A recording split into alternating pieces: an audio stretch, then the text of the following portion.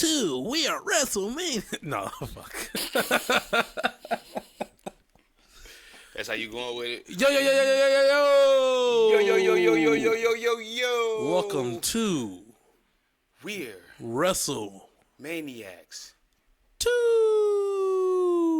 Yiddy. Welcome to another week again of We're Wrestlemaniacs 2. It's your boy Izzy Too Real, along with my boy Playboy. Troy. What's going on, good peoples? What's going on? What's going on? It's crazy we didn't even come on with nothing funny this week. We usually just come on rambling with something and then go into the yos. But hey. Oh no, I mean, hey man, we was talking about traditions and stuff like that. I like being in the house alone, people. I actually truly hate having people in my house. I grew up that way. In my house, like, we never had guests over. Ever. Like, ever? when we have guests over, we call it the red button. Because then that means we got to, like, clean up random stuff.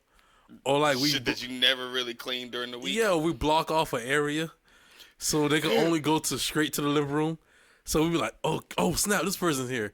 Okay, cool. Red button. So it'd just be like random stuff. So like for me, I used to have all my toys and stuff. I used to just push it all under the bed. So I'll sweep everything under the bed, throw my cover on top of my bed and everything. And then they'll just walk straight up the steps and go past my mom's room because they'll just close their door. And I didn't have a door on my room. And they'll walk right past my room and they'll go right in the living room. And that's the only place they'll see in the house. They won't go to the restroom or nothing. Damn. Like we don't. So they wasn't even there long. No. Because we don't have guests in our house. Because it was like, yo. We don't fuck with people. We don't. It was like, bro, why you pop up at my house? You had to schedule an appointment for my house, to be honest with you. Hey, but that's how I am now. Like, you got to schedule an appointment. Like, I got to know you coming. You can't just pop up here, dog. And I'm not going to just tell you to come on a whim. That's what my girl, so I could pop up on my girl anytime. Because one, I don't care. But she can't pop up on me because one, I'm really not home a lot. So, like, my house kind of just like... deserted? Majority of the time. Because that's how I was growing up. We call it like a New York family is what they call it. When, like, everybody in the family is always working or doing something. Mm-hmm. So, it's like you barely home. Everybody's always moving and doing stuff. Someone's always gone. So, even when we have a dog at my house, when I used to get home from school, man, my dog be like, yo, I ain't seen nobody since 8 o'clock this morning, bro. And I'm like, brother, get ready because I'm about to leave again. He be like, what the? Like, I'm about to go hoop. So don't worry. So, like, really, I used to feel bad for my dog because he has anxiety. He has anxiety. Yeah, he has anxiety. So, like, he has separation anxiety. So you can't just leave him for hours and everything. And he just be like, oh, he'll freak out. So we was like, oh, who cares? He'd be all right. Because he used to do the same thing. I recorded him one time when I left the house to see what he'd do. Mm-hmm. My man's literally would, like, throw a fake temper tantrum when we leave, and he would just go on by his day. Like, he doesn't care. Like, he's about to go lay in the bed. It's an act. Yeah, it's all an act to make us feel like we're wanted. Like, man, I've been waiting for you to leave this whole time. Literally, he would go in the, like, living room or go over whatever room that's open. He would go and lay in that bed and lay there the whole entire day. Because dogs is like, let me miss you. Or sometimes they be sad and they do miss you. But, hey, this business. I understand. Yeah. When he's sad, he sits at the top of the steps and just watches everybody. He watch everything. Like, and he has this thing where, it's maybe like 12 steps you have to walk up. This man will, like, I got a miniature Doberman picture. He will haul ass down these steps. And I want to say, like, the fifth to last step, he would launch his whole body. He would jump off the door and put both paws to the door. So everybody thinks he's such a big dog. And the mailman was like, yo, where's that dog you got that just so wild? Da-da-da-da. I'll take him for a walk. Yeah, I'm like, him? I'm like, bro, he's not that big. He's not that, like, he's really small. So, yeah, we just never have people in the house. So Christmas time, I just live by that rule of nobody come over. Nobody, like, don't ask me to come over anywhere. I'm probably not going to come over. I'm not leaving my house. I'm going to stay right here. Like, the only reason I would leave my house on Christmas Day is to get some food, is to go to a basketball game. That's what I did last year. I went to the Warriors Christmas game. To go to a basketball game. That's the only reason I left the house. That's the only reason why I be wanting to go. And then when time comes for me to go to the game, like an hour before, I don't be want to go no more. I'll be like, damn, I just want to sit here. I don't even feel like going. No, I make sure I reserve energy just to go to the game. He make sure he reserves energy. Oh yeah, most definitely. But I've done it so many times. Like I went to Phoenix games, I went to Warrior games during Christmas time. So that's why I think to me it don't really bother me when I get the tickets. I'd be like, fuck, I don't even feel like going no more. Nah, man. I think I'm not gonna sell the tickets because in my mind, I've been to multiple NBA games, but Christmas games just have a soft spot in my heart. Like I never turn down if anybody was like, "Oh, here's some free tickets to the Christmas game," I'd be like, "Okay, cool." If he wasn't in Denver, I'd be like, "Let's go." Like I'm 100% always down for it. I'm not gonna question it. I'm going. I'm good. I'm down for it. Let's go. I'm not gonna ask questions about it at all. But if it's like, oh, well, we got these tickets here to this game. Oh, sure. Because in Cleveland, that's what they used to do. They used to give out free tickets. Even when LeBron was there, we always got free tickets. Oh, you ain't getting no free tickets for Warrior games. Oh no. Well, no, I got some free tickets from Warrior games. From somebody who paid for them? No, from the USO. Oh. The USO be giving out free tickets all the time.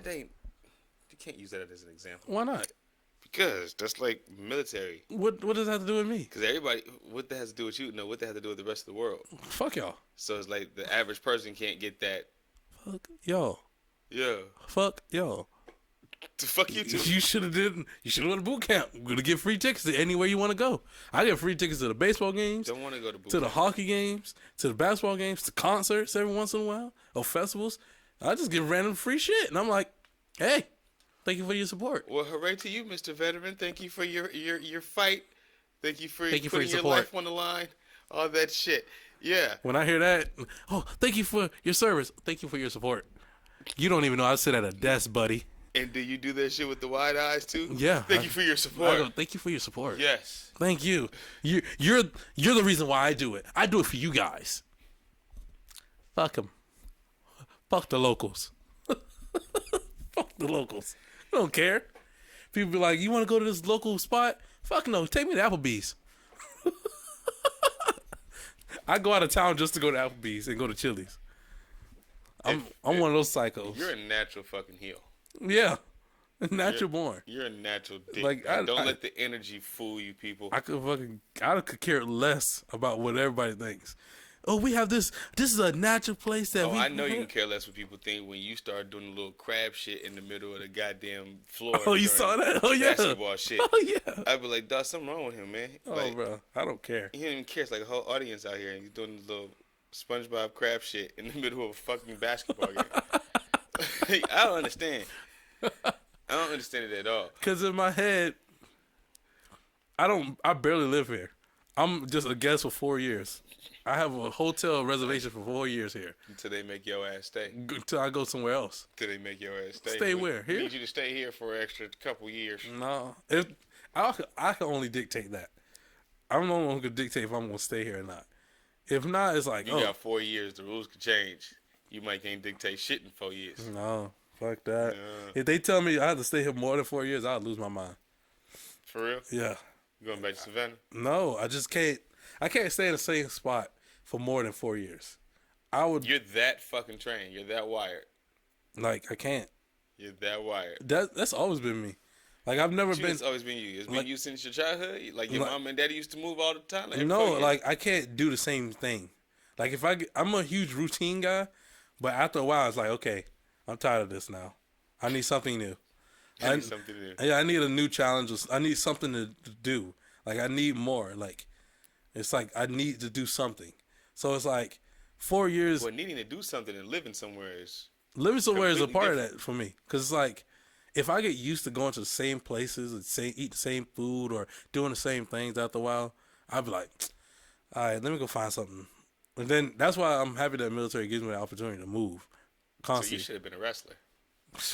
Should have been. So you can go to state to state to state. I should have been a manager. And miss your home. I could have been with Stokely is.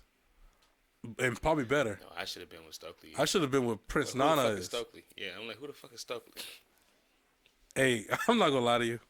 This whole entire week, I've been doing the Prince Nana in my house. Like, just randomly walking around, just swerve when I drive. Swerve when I... Bro, the whole entire time. Like, I'm in the bathroom, like, swerve when I drive. In the bathroom, just random moments. I don't know why. catch a vibe. And I'm just like, man, Prince Nana. That's the only reason why I watched Swerve come out. I could care less about Swerve. I looked straight at Prince Nana the whole time. I can care less about Swerve. I don't know what he's doing. Swerve, because I think it makes the image look cool. Because Prince Nana is just back there fucking around, and Swerve looks so serious. It makes it look cool. Yeah, because he's back there. He's back because you got to think. It's like he's this rich guy who's surrounded by a bunch of killers. Swerve, Brian Cage, the Gates of Agony, like they just look like a bunch of dudes that could beat you up. But then you got Prince Nana who just got money. He's like, I bought all these guys. Swerve, he's just back there just having a good time. That don't mean he can't fight and whoop ass too. I know he probably can, but that's whoop your ass with his feet. I think is he actually a prince? Oh, I don't know. I think he is actually. He's an actual prince, and he came over to America and did that. Sounds like something I heard before though. Yeah, I think that he really was a prince.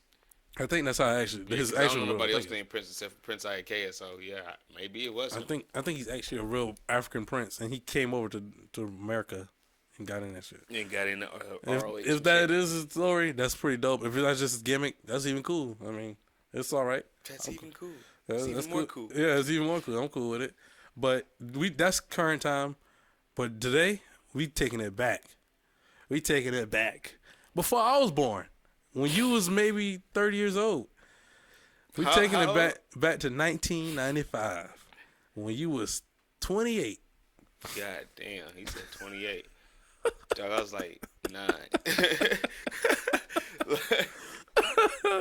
Anyway, still make me seem like I'm old as hell, but it don't matter. So the reason that we're doing this is because me personally, I'm fucking burnt out on current professional wrestling. Yeah. Especially after all the bullshit from the past 2 weeks. I'm just kind of burnt out. So we both came up with an idea to do some reviews of older pay-per-views. But then Playboy came up with a plan of a reason for why. Yeah. I like we're reasoning. We're going to do these shows that we're picking for the next couple weeks. And the reason is pretty dope. You want to tell them? Yeah. So basically, I wanted to review a pay-per-view of WWE's, and I wanted one pay-per-view of WWE and one pay-per-view of WCW. And my thought behind it was, before the Monday Night Wars, I wanted to see how WWE was. Like, what was going on with WWE before the Monday Night Wars. So that's why I picked SummerSlam 1995, which is literally, I want to say, the month before WCW Nitro debuts. And then my one WCW pay-per-view I wanted to review was WCW Creed 2001, which is the last pay-per-view right before WWE buys WCW. And I just wanted to just look at the contrast of the products, I guess, to see, like, because yes, we know about the Attitude Era, we know about the Monday Night Wars, but I wanted to see what was WWE doing before the Monday Night Wars, and how was WCW doing basically at the end of the Monday Night Wars. How's it going? So to start us off, we gonna take it back to 1995 with SummerSlam. They was doing this stupid shit. They was doing all this shit. Yeah.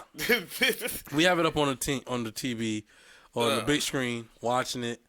First, I have to say, Izzy took notes. First, I have to say this was a hard fucking watch. God damn, this is a hard fucking watch. To watch the whole 3-hour thing in one sitting, it wasn't even 3 hours. I couldn't do. It was 240. Oh, okay, yeah. I see how you rounded up. Oh my god, nah, dog. No, I get 240. The first half of the show was like, okay. Then we get to parts of the second half of the show where it kind of drags. What is the starting of the second half? Would you consider? The Undertaker and Kama. What's that? 3 matches after that? 4. Well, 3 matches after that. Yeah, so it'd be Undertaker, those 4. Brett, so, Undertaker match, the Brett match, the ladder match, and then the Diesel match. Well, okay, this is just a random take. That to me, I felt like the ladder match should have been the main event.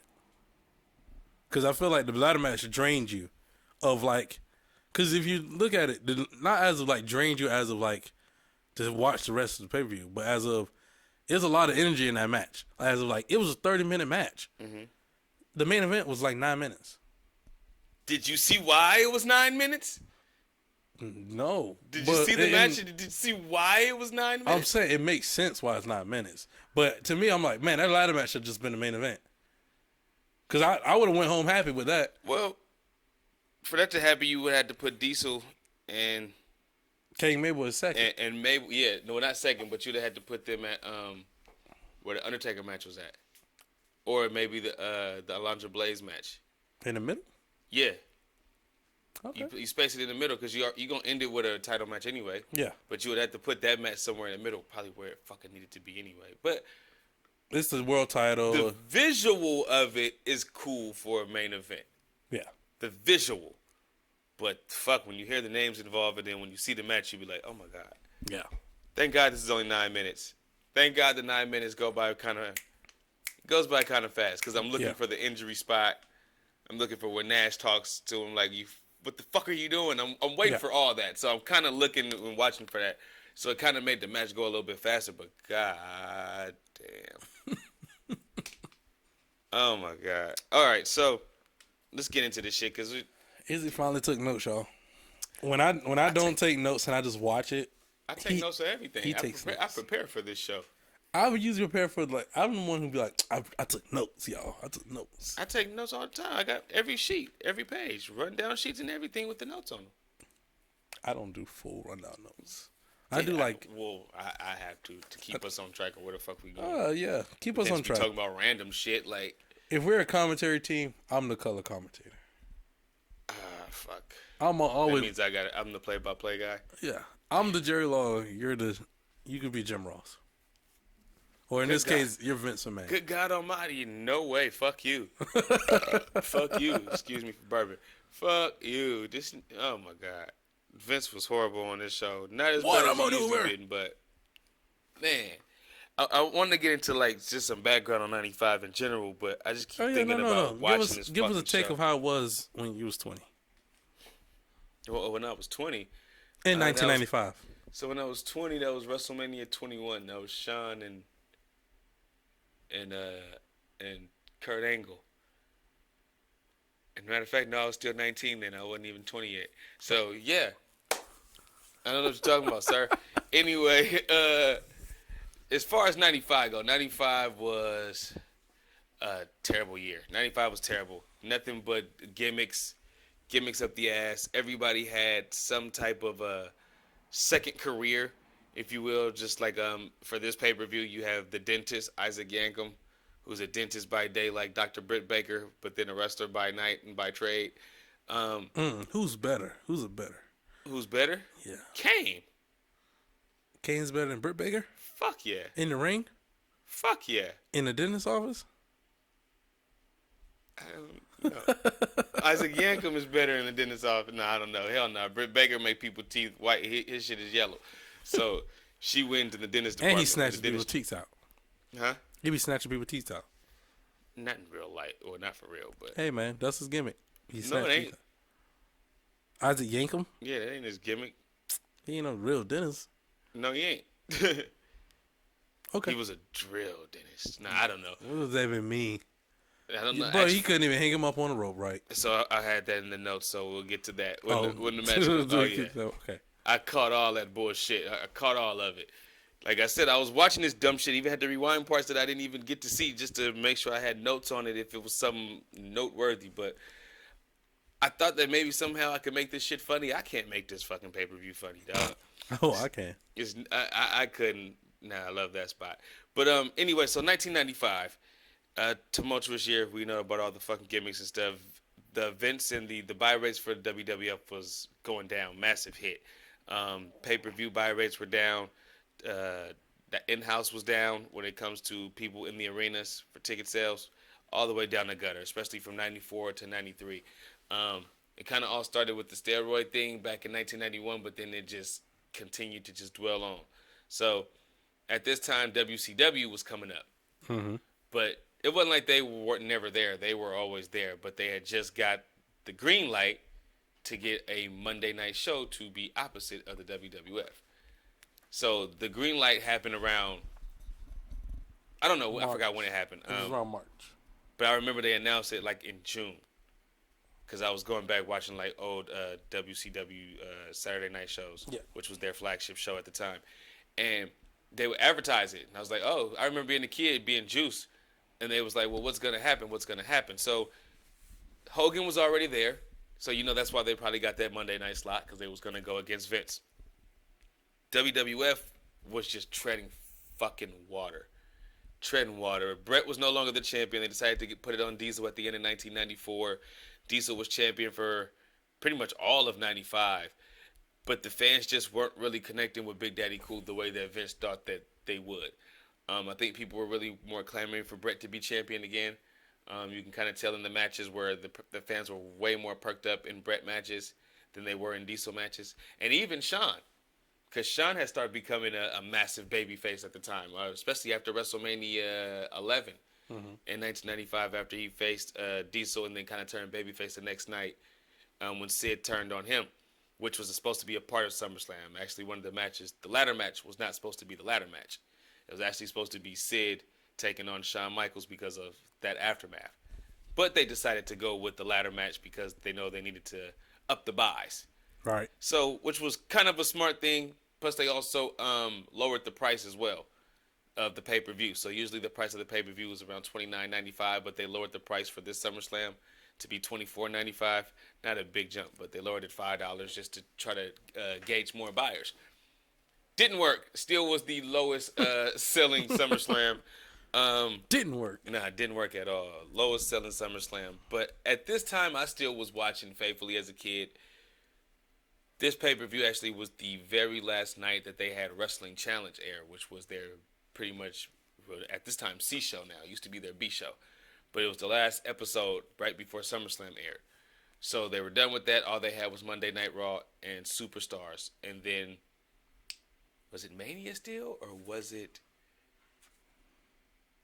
Mania or was it Livewire? Yeah, I think no, Livewire came 96. But still, shitty time, man. Fucking shitty time. Hakushi, Jean-Pierre Lafitte, Barry Horowitz, Freddie Joe Floyd. I'm just naming to you. These are names on a daily basis that used to be on this program. Mantar. You lost me when you said well motherfucking done. Barry fucking nobody. He's on this damn pay-per-view. Barry goddamn nobody. Like, why? Because they was at the lowest of the low, and they could just have anybody that was like, brother, anybody want to work this Sunday? He was like, I'm there. Pat me on the back. That's how he was. Yo, you still had Owen Hart who didn't have a match. You had Yokozuna didn't have a match. The British Bulldog didn't have a match. But they showed Luger him earlier. Didn't have a match, huh? They showed him walking in. Who? British Well, yeah, Bulldog. because of the storyline with Mabel and Nash. Yeah. But he didn't have a match. These are like 4 big names at that time. Didn't have a match, but you give us Barry fucking Horowitz on this SummerSlam, Bob fucking Sparkplug Holly. What the fuck? The Smoking Guns versus the Blue Brothers, as Vince calls her, because I didn't call her this, but quoting Vince, Big Bertha Faye. Big Bertha. And Alundra Blaze in a 4-minute fucking... Wasn't a bad match. Now that you say that, though. This is SummerSlam. Do you think... Come on now. He doesn't hate women. He didn't hate women now. Huh, wait, what? People be like, well, they hate women now. They be cutting the women's matches down. 4 minutes on the pay-per-view? 4 minutes. 4 minutes. You might get your little 4 or 5 minute match on Monday Night Raw. But that's Raw. 4 minutes on the pay-per-view? That's crazy. 4 minutes. What they had last pay-per-view? What, 9 minutes or something like that? Or 8 minutes? Who? On what last pay-per-view? Never mind, that was AEW. Yeah, I'm like, this is our first one for this show. Like, yeah, AEW had the women's match at 8 minutes. Right. I'm trying to think. I think Rhea and Raquel had a couple. Brett be looking like he's just firing on you. Like Oh, Brett, yeah. all right, bro, all right, hit me here. Like, you gonna give me a headache? Yeah. Like, just bro, he was just wailing on his forehead. Like, but anyway, so as far as SummerSlam goes, man, you want to get into the review, or you want me to talk more about this? No, I'm ready, man. Debacle of a show. Yeah, I'm ready, man. Come on, let's dive into it. All right, so where you want to crank off on? The cold openings? Was it a cold opening? I mean, no, it wasn't cold openers. Nah, They I just remember the little SummerSlam logo. Then they doing the history of Mabel and they did a history of every match, yeah, damn near. basically every single match. Yeah, and then Vince and Lawler comes on. Vince comes on screaming, "Welcome everybody!" Claiming it's the largest what do you say? Attendance in Pittsburgh. In the igloo. Yeah, aka the Igloo. That's what it was. In Pittsburgh, Pennsylvania. I was like, yo, that's ridiculous. Like, just Vince, dog. Your And thumb then gotta hurt. and all Jerry Lawler keeps saying is, a king knows a king. Huh. King to a king know a king. Huh. And I'm like, Jerry, shut the hell up. Where's Bobby? Like, shut the Where's hell up. Bobby? Please. Like, okay, so then we start off. First match that we get is the 1-2-3 Kid. Oh. Yep. Before that, If anything happens before that, be sure to let me know. Dean Douglas. They introduced Dean Douglas. Fuck. Oh yes, not the franchise, not that one. We're talking about Dean Douglas. You know, the teacher. Yeah, he scrapes his nails on the board to start us off. You know, and I do got that written here too. I Yeah. just completely skipped over it. I And don't he know if it was defined the purpose. word Dean. Oh, it was that one. Okay, so the next one is the Vivify one. Okay, Yeah. so Then we get to the 1-2-3 Kid and but first we get the scratching on the board. That's how Dean Douglas come in the shit. That's what I got, scratching on the board. and then Hakuchi. Hakuchi. Ooh, Hakuchi shit. And 1-2-3 Kid. Need some summer on a summer's eve, huh? Oh yeah. Hey. Hey. Anyway, Hakushi versus the 1-2-3 Kid. They did a thing before the match where they showed what happened on, I guess, the free for all. They said the night before. No, we just watched it. It's free for all. No, so that match with not him and Barry. Ain't no night. They ain't got no night before show. Him and Barry. Yeah, ain't no night before show. They said night before. Ain't no night before show though. Was that the pre-show or something? Yeah, that's what I'm saying. Ain't no night before show.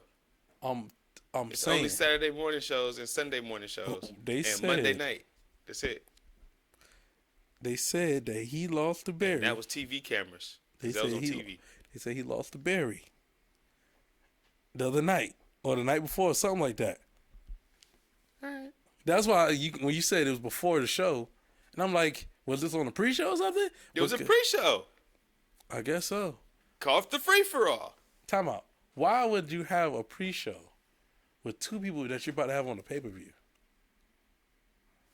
AEW. Got it. Cool. They had Wrestling Challenge air also the same day, and the Action Zone. All of this aired on a Sunday. So Okay. whatever happened with that happened on either one of them three shows. Okay. That's all I can tell you. I guess. I mean, I get where you're coming from, but I'm just like, what the fuck is going on? Yeah, I wish they did have a Saturday night show at that time, dog. I would have been a happy ass kid. There was no Saturday night shows, and now we got one, and it's like the shittiest show now. Collision? Yeah. Where the ratings dropping down to like half the fucking viewership in the first match. Anyway, so we get in, they lock up. There's an arm wringer that the kid has that leads to a nice snip up in arm drag. In the beginning, Hakushi ducks a spinning heel kick and catches him with a nice little powerbomb arm drag. It was a nice little move Hakushi did. They go to the ropes. Hakushi does a nice little tilt-a-whirl slam. Hakushi takes over. The match does slow down just a bit, but it still kept me into it a little bit. Hakushi then hits the first American Bronco Buster on the person who would take the move from him. So that was dope to see. After he hit the handspring elbow. That's after. No, he did it before. The handspring elbow? He did a tilt-a-whirl slam. Then he followed with the handspring elbow. And then he goes, like, he hits it, and he comes. That's what makes 1, 2, 3 fall down. Then he comes back to the corner, and then he hits the Bronco Buster on 1, 2, 3 Kids. Which made me laugh, because I was like you said, 1, 2, 3 Kids ends up using that move. Yeah, he took that shit from Hakushi. Yeah. And now we know. And knowing is half the battle. Then Hakushi, what he does, he super kicks the kid over the top. And then he goes for that nice ass, the 2 cartwheels flip over. That was dope. I was like, okay. Yeah. And we talked about it. I was like, yeah, go ahead. He did it. He did that move, and it was so close to the ring for me.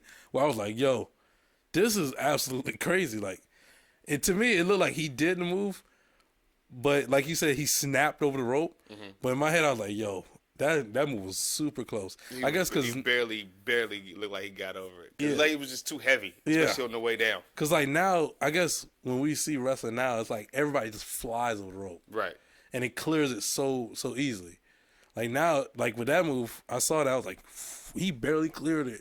Like his head was about to hit the apron, kind of like how Vikingo does a little. Yeah, there was no pads back then. Yeah, and I could tell.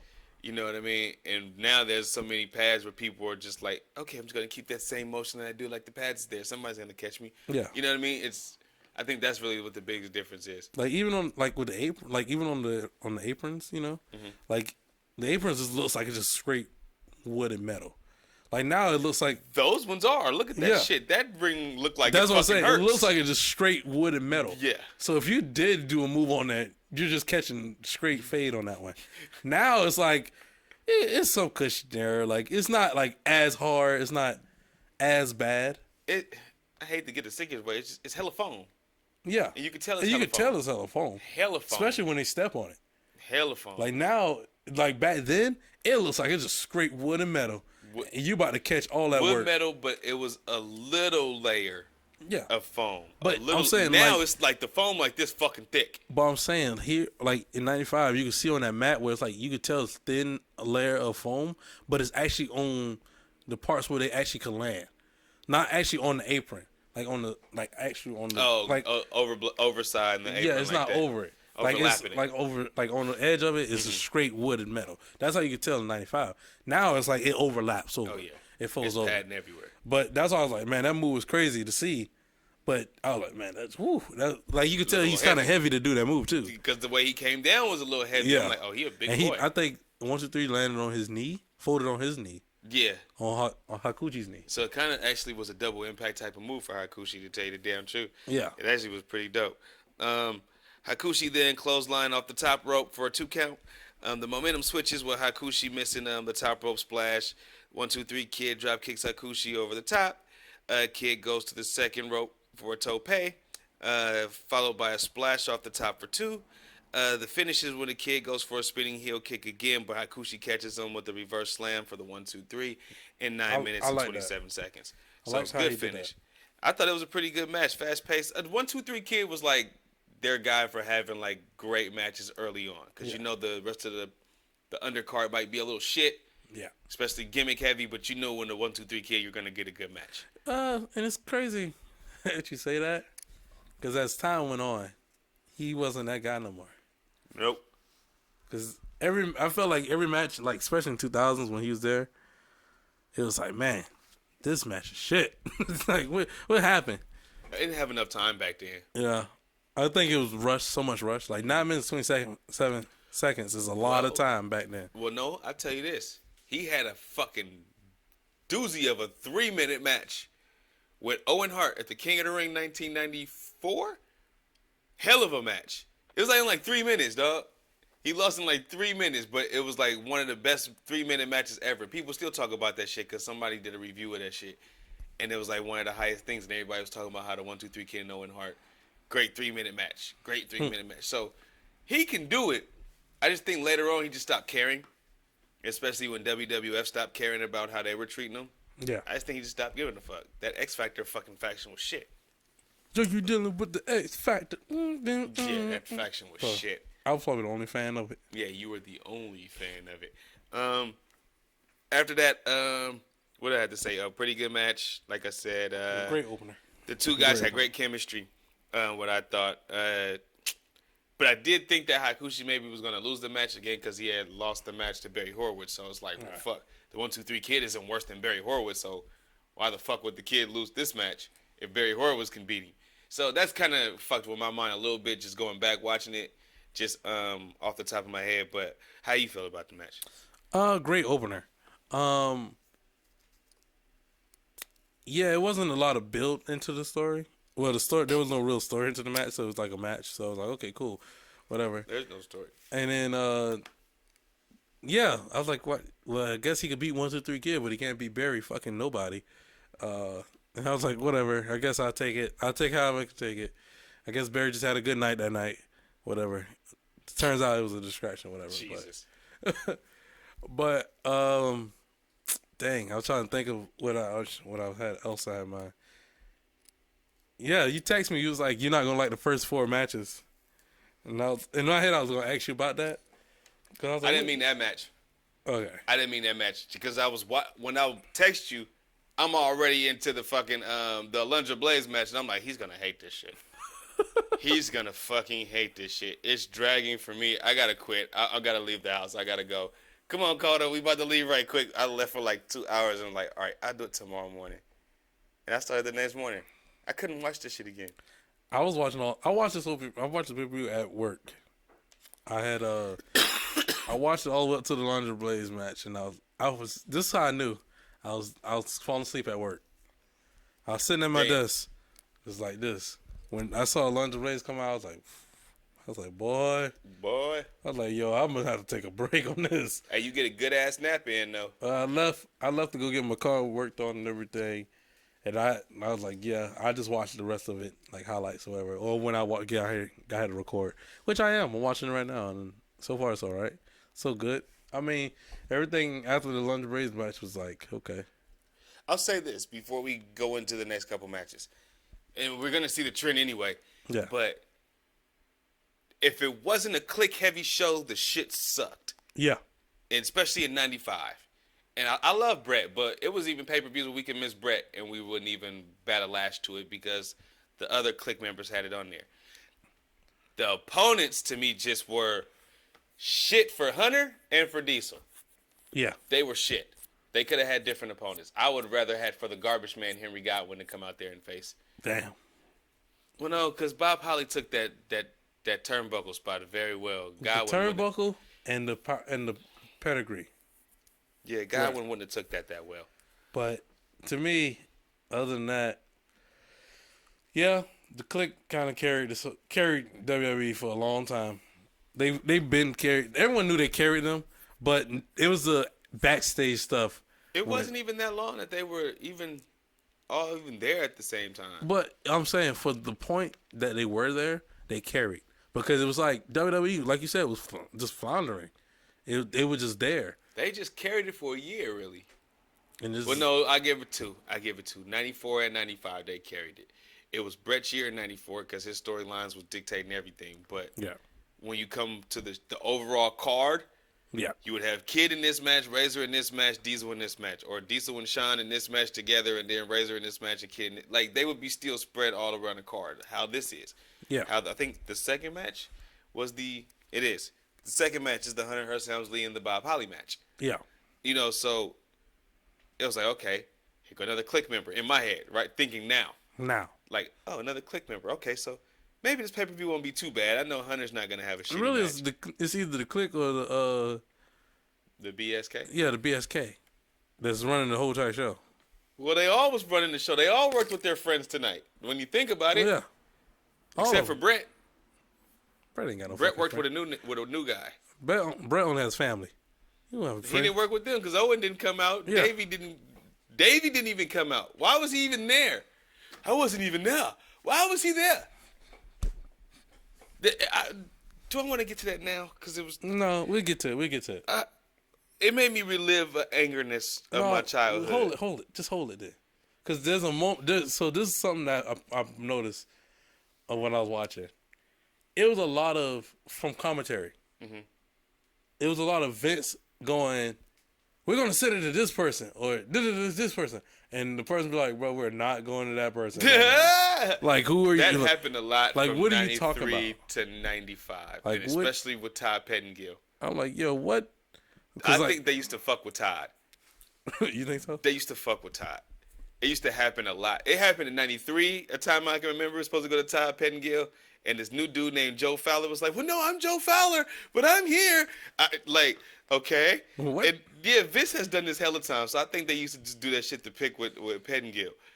So I like when they do pitch it though to backstage interviews before them. I love that. I'm okay with that.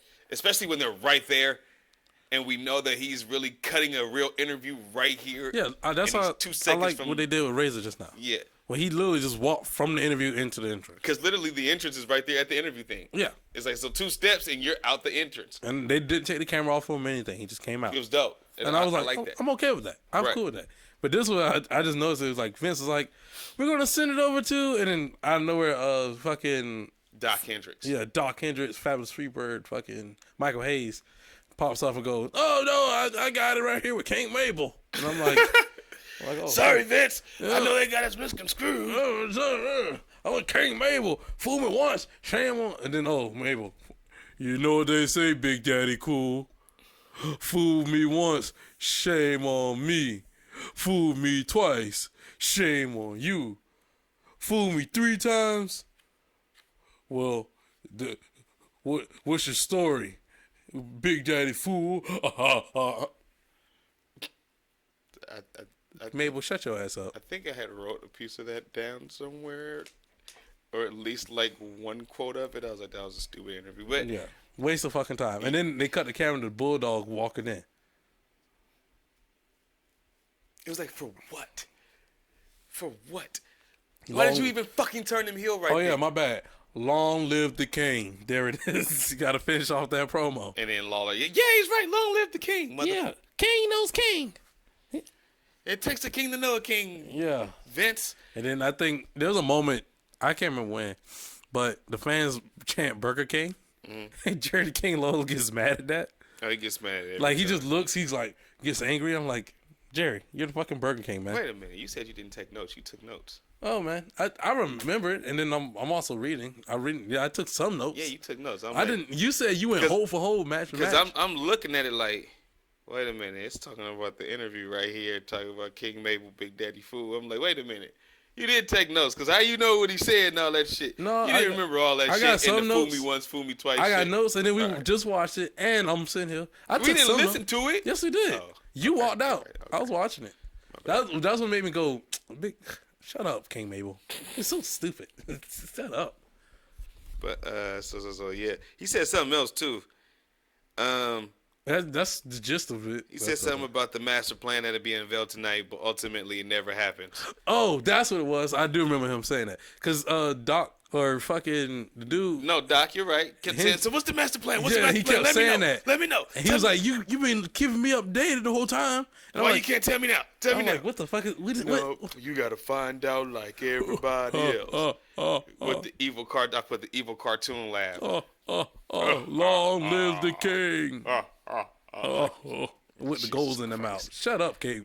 Shut up, Mabel. Rest in peace, Vince. All right, yeah, rest in peace. Shut up, Mabel. So the next match is Hunter Hearst Helmsley taking on Bob Sparkplug Holly. So Lawler says, I had pointed to you when you did the shit.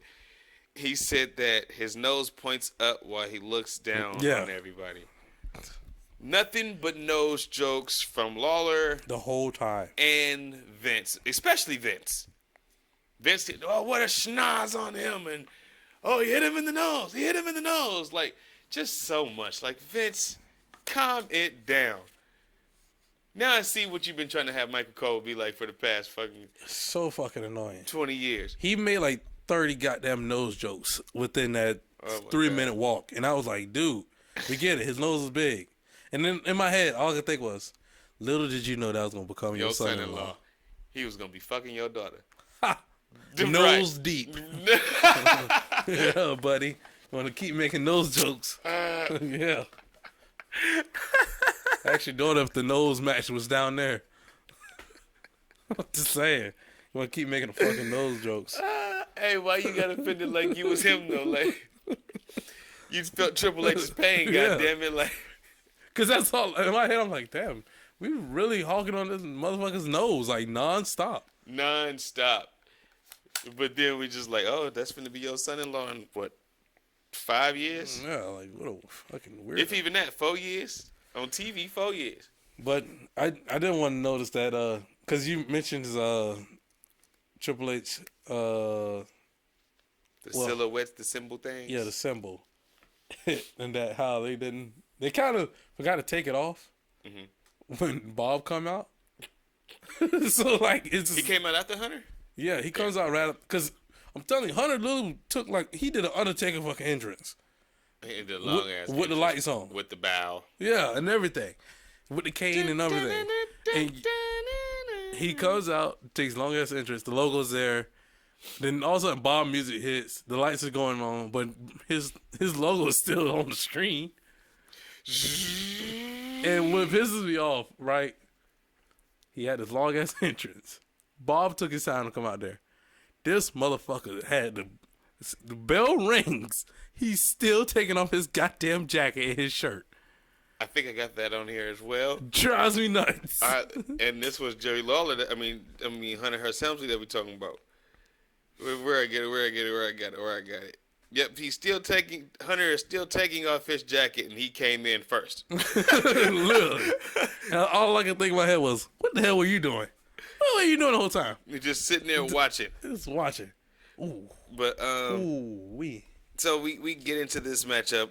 It's pretty much another squash match. Hunter kind of beats up on Bob Holly. I'm trying to find somewhere good to even cut in here, and I really don't care. Hunter throws Bob into the damn turnbuckle, and it like when I first watched it, I didn't really like pay attention to it. But when I got here and we watched it again, I didn't know it sounded like an explosion, like the ring about to break. Yeah, his fucking back hit that shit so hard, and I was like, he sold it too. He sold it like a motherfucker.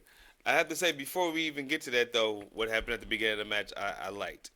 Where Triple H didn't want to lock up with him. Oh, yeah, he's avoiding him. Yeah, and it was like, I don't want to get my hands dirty with him, so he just ducked every time Bob Holly would try to grab him for a lockup. So I like that. Because in my head, I'm thinking Bob is this grease monkey. Yeah, this dirty, greasy car guy. Yeah. Smells like alternators and Cadillac converters. Hunter Hearst Helmsley, who drinks tea and crumpets and all that random shit.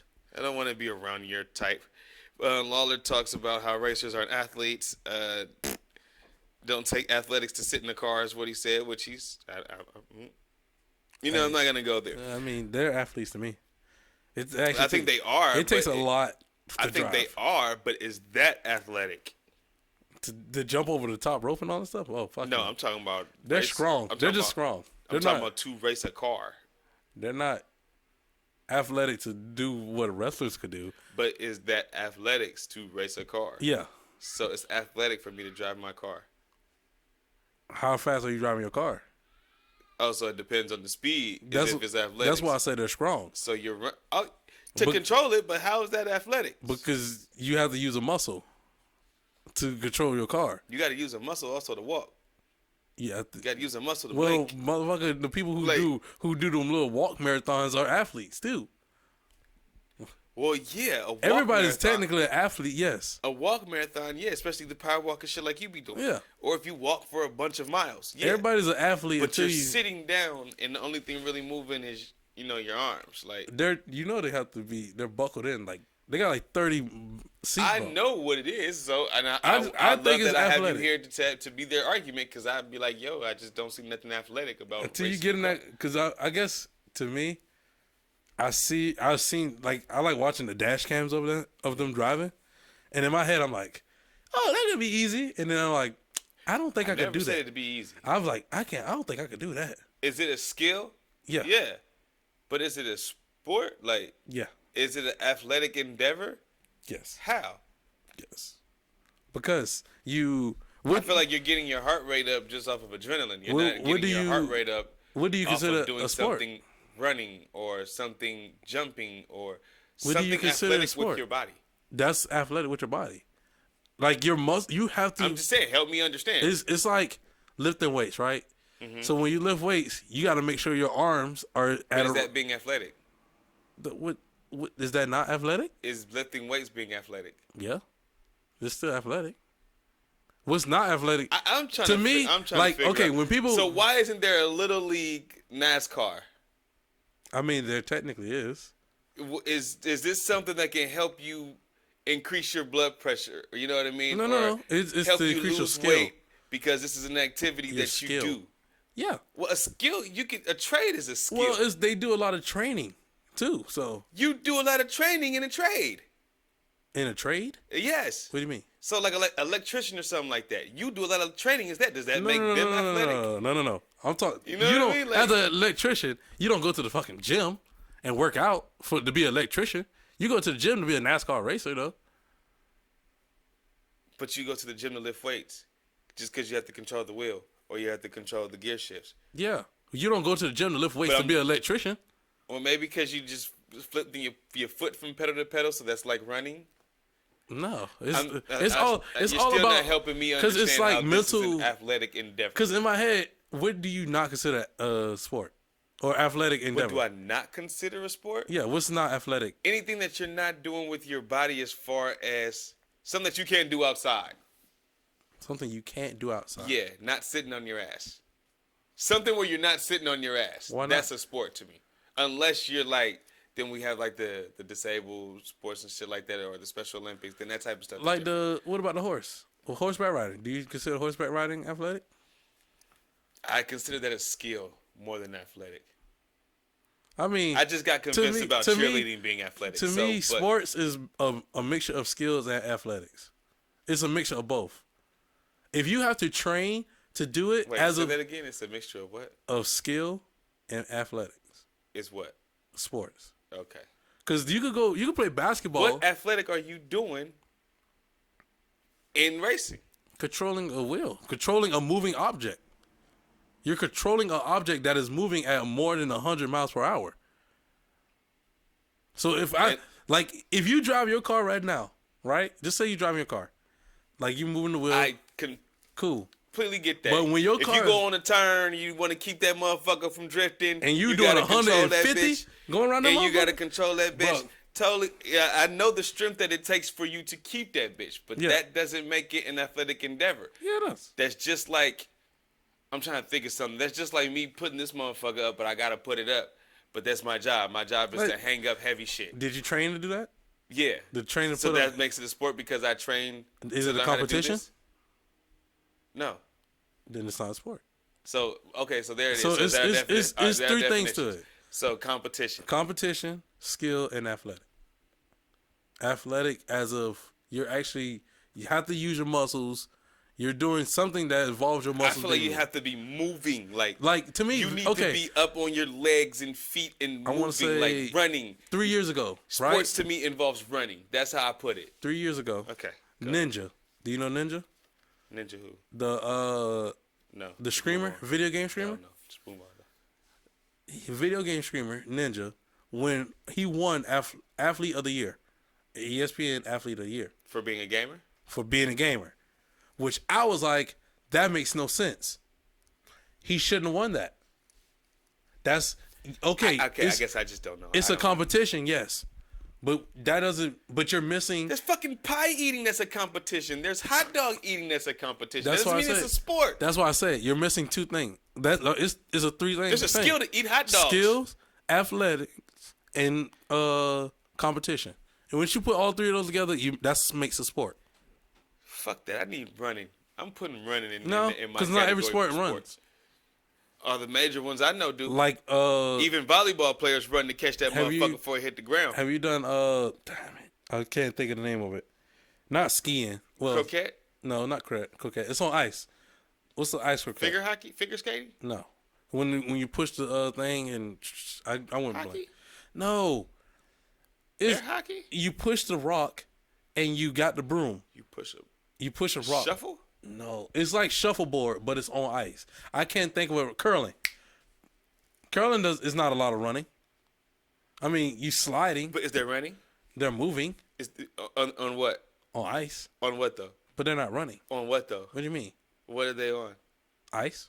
But what are they using to prompt themselves up? Their feet? Right. They're using their fucking legs and feet to prompt them up. Yeah. I cannot be convinced how somebody who's sitting down. I'm using my legs to drive.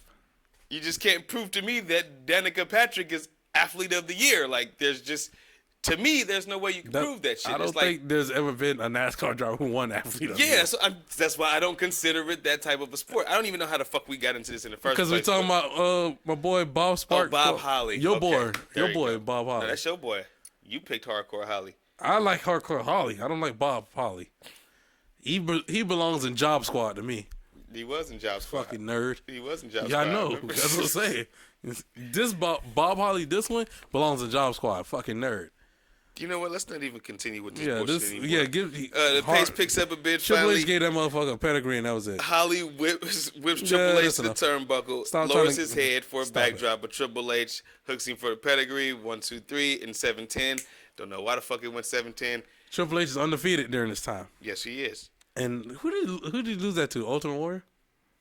He's undefeated streak to Ultimate Warrior? Yeah. No, he lost. Did he? No, Yeah, he he lost got at squashed. Mania. He got squashed. At 12, because he didn't lose since. Boring match, but I guess they had to give Triple Filler. H a pay-per-view match since he was undefeated. Then talk about the wrestlers. They faced some firefighters or whatever. That was a little weird commercial that they did. Nah, I like those. They happened a lot in the 90s because the wrestlers would go do some like charity shit the day before. Sometimes it'd be like a baseball game, and then they'd show like little footage. As a kid, that shit gets you dope. Like, oh shit, Randy Savage can play baseball. What? Oh shit, Bret Hart can play baseball. Like, yeah, that shit used You to know be dope why I to me didn't get 'cause I'm hyped for an this? athlete. Because you wasn't born. No, you know I don't get hyped for this? Why? Because I was watching it, and I was like, they did a tug of war, and you sent Bam Bam Bigelow, comma, who else did they send out there? I don't know. I didn't name the motherfuckers. Hold up. I'm trying to see who they sent out there. It was literally all the strong, big people from WWE. It wasn't no like Barry or Bob or anybody that you'd be like surprised that, oh, they want to talk about. It was the motherfuckers who was not at the pay-per-view. Actually, they said actual muscle motherfuckers there. And I'm like, well, ain't that some shit? Just like you said, all the big dudes? Literally. Well, they all were big, period. They still bigger than the average people back then. Yeah, now but- wrestlers is our size. No, I mean like Shawn Michaels. Kind of, like Shawn Michaels is big, but he's not like cool, like big. They sent Bam you Bam seen Shawn Bigelow. Michaels at the beginning of this match? They sent Bam Bam Bigelow as the captain of that team. Because they were trying to get Bam Bam over as a babyface. And they so, got yeah. Kamala out there, the one who took You on said Undertaker. Kamala. Or the fuck, you know the Mastodon, whatever the fucking weirdo name is. Okay. Kama. They sent him out there. They sent a couple just big dudes out there. That's all they sent. And I was like, bro, that's crazy. Y'all could have picked anybody else.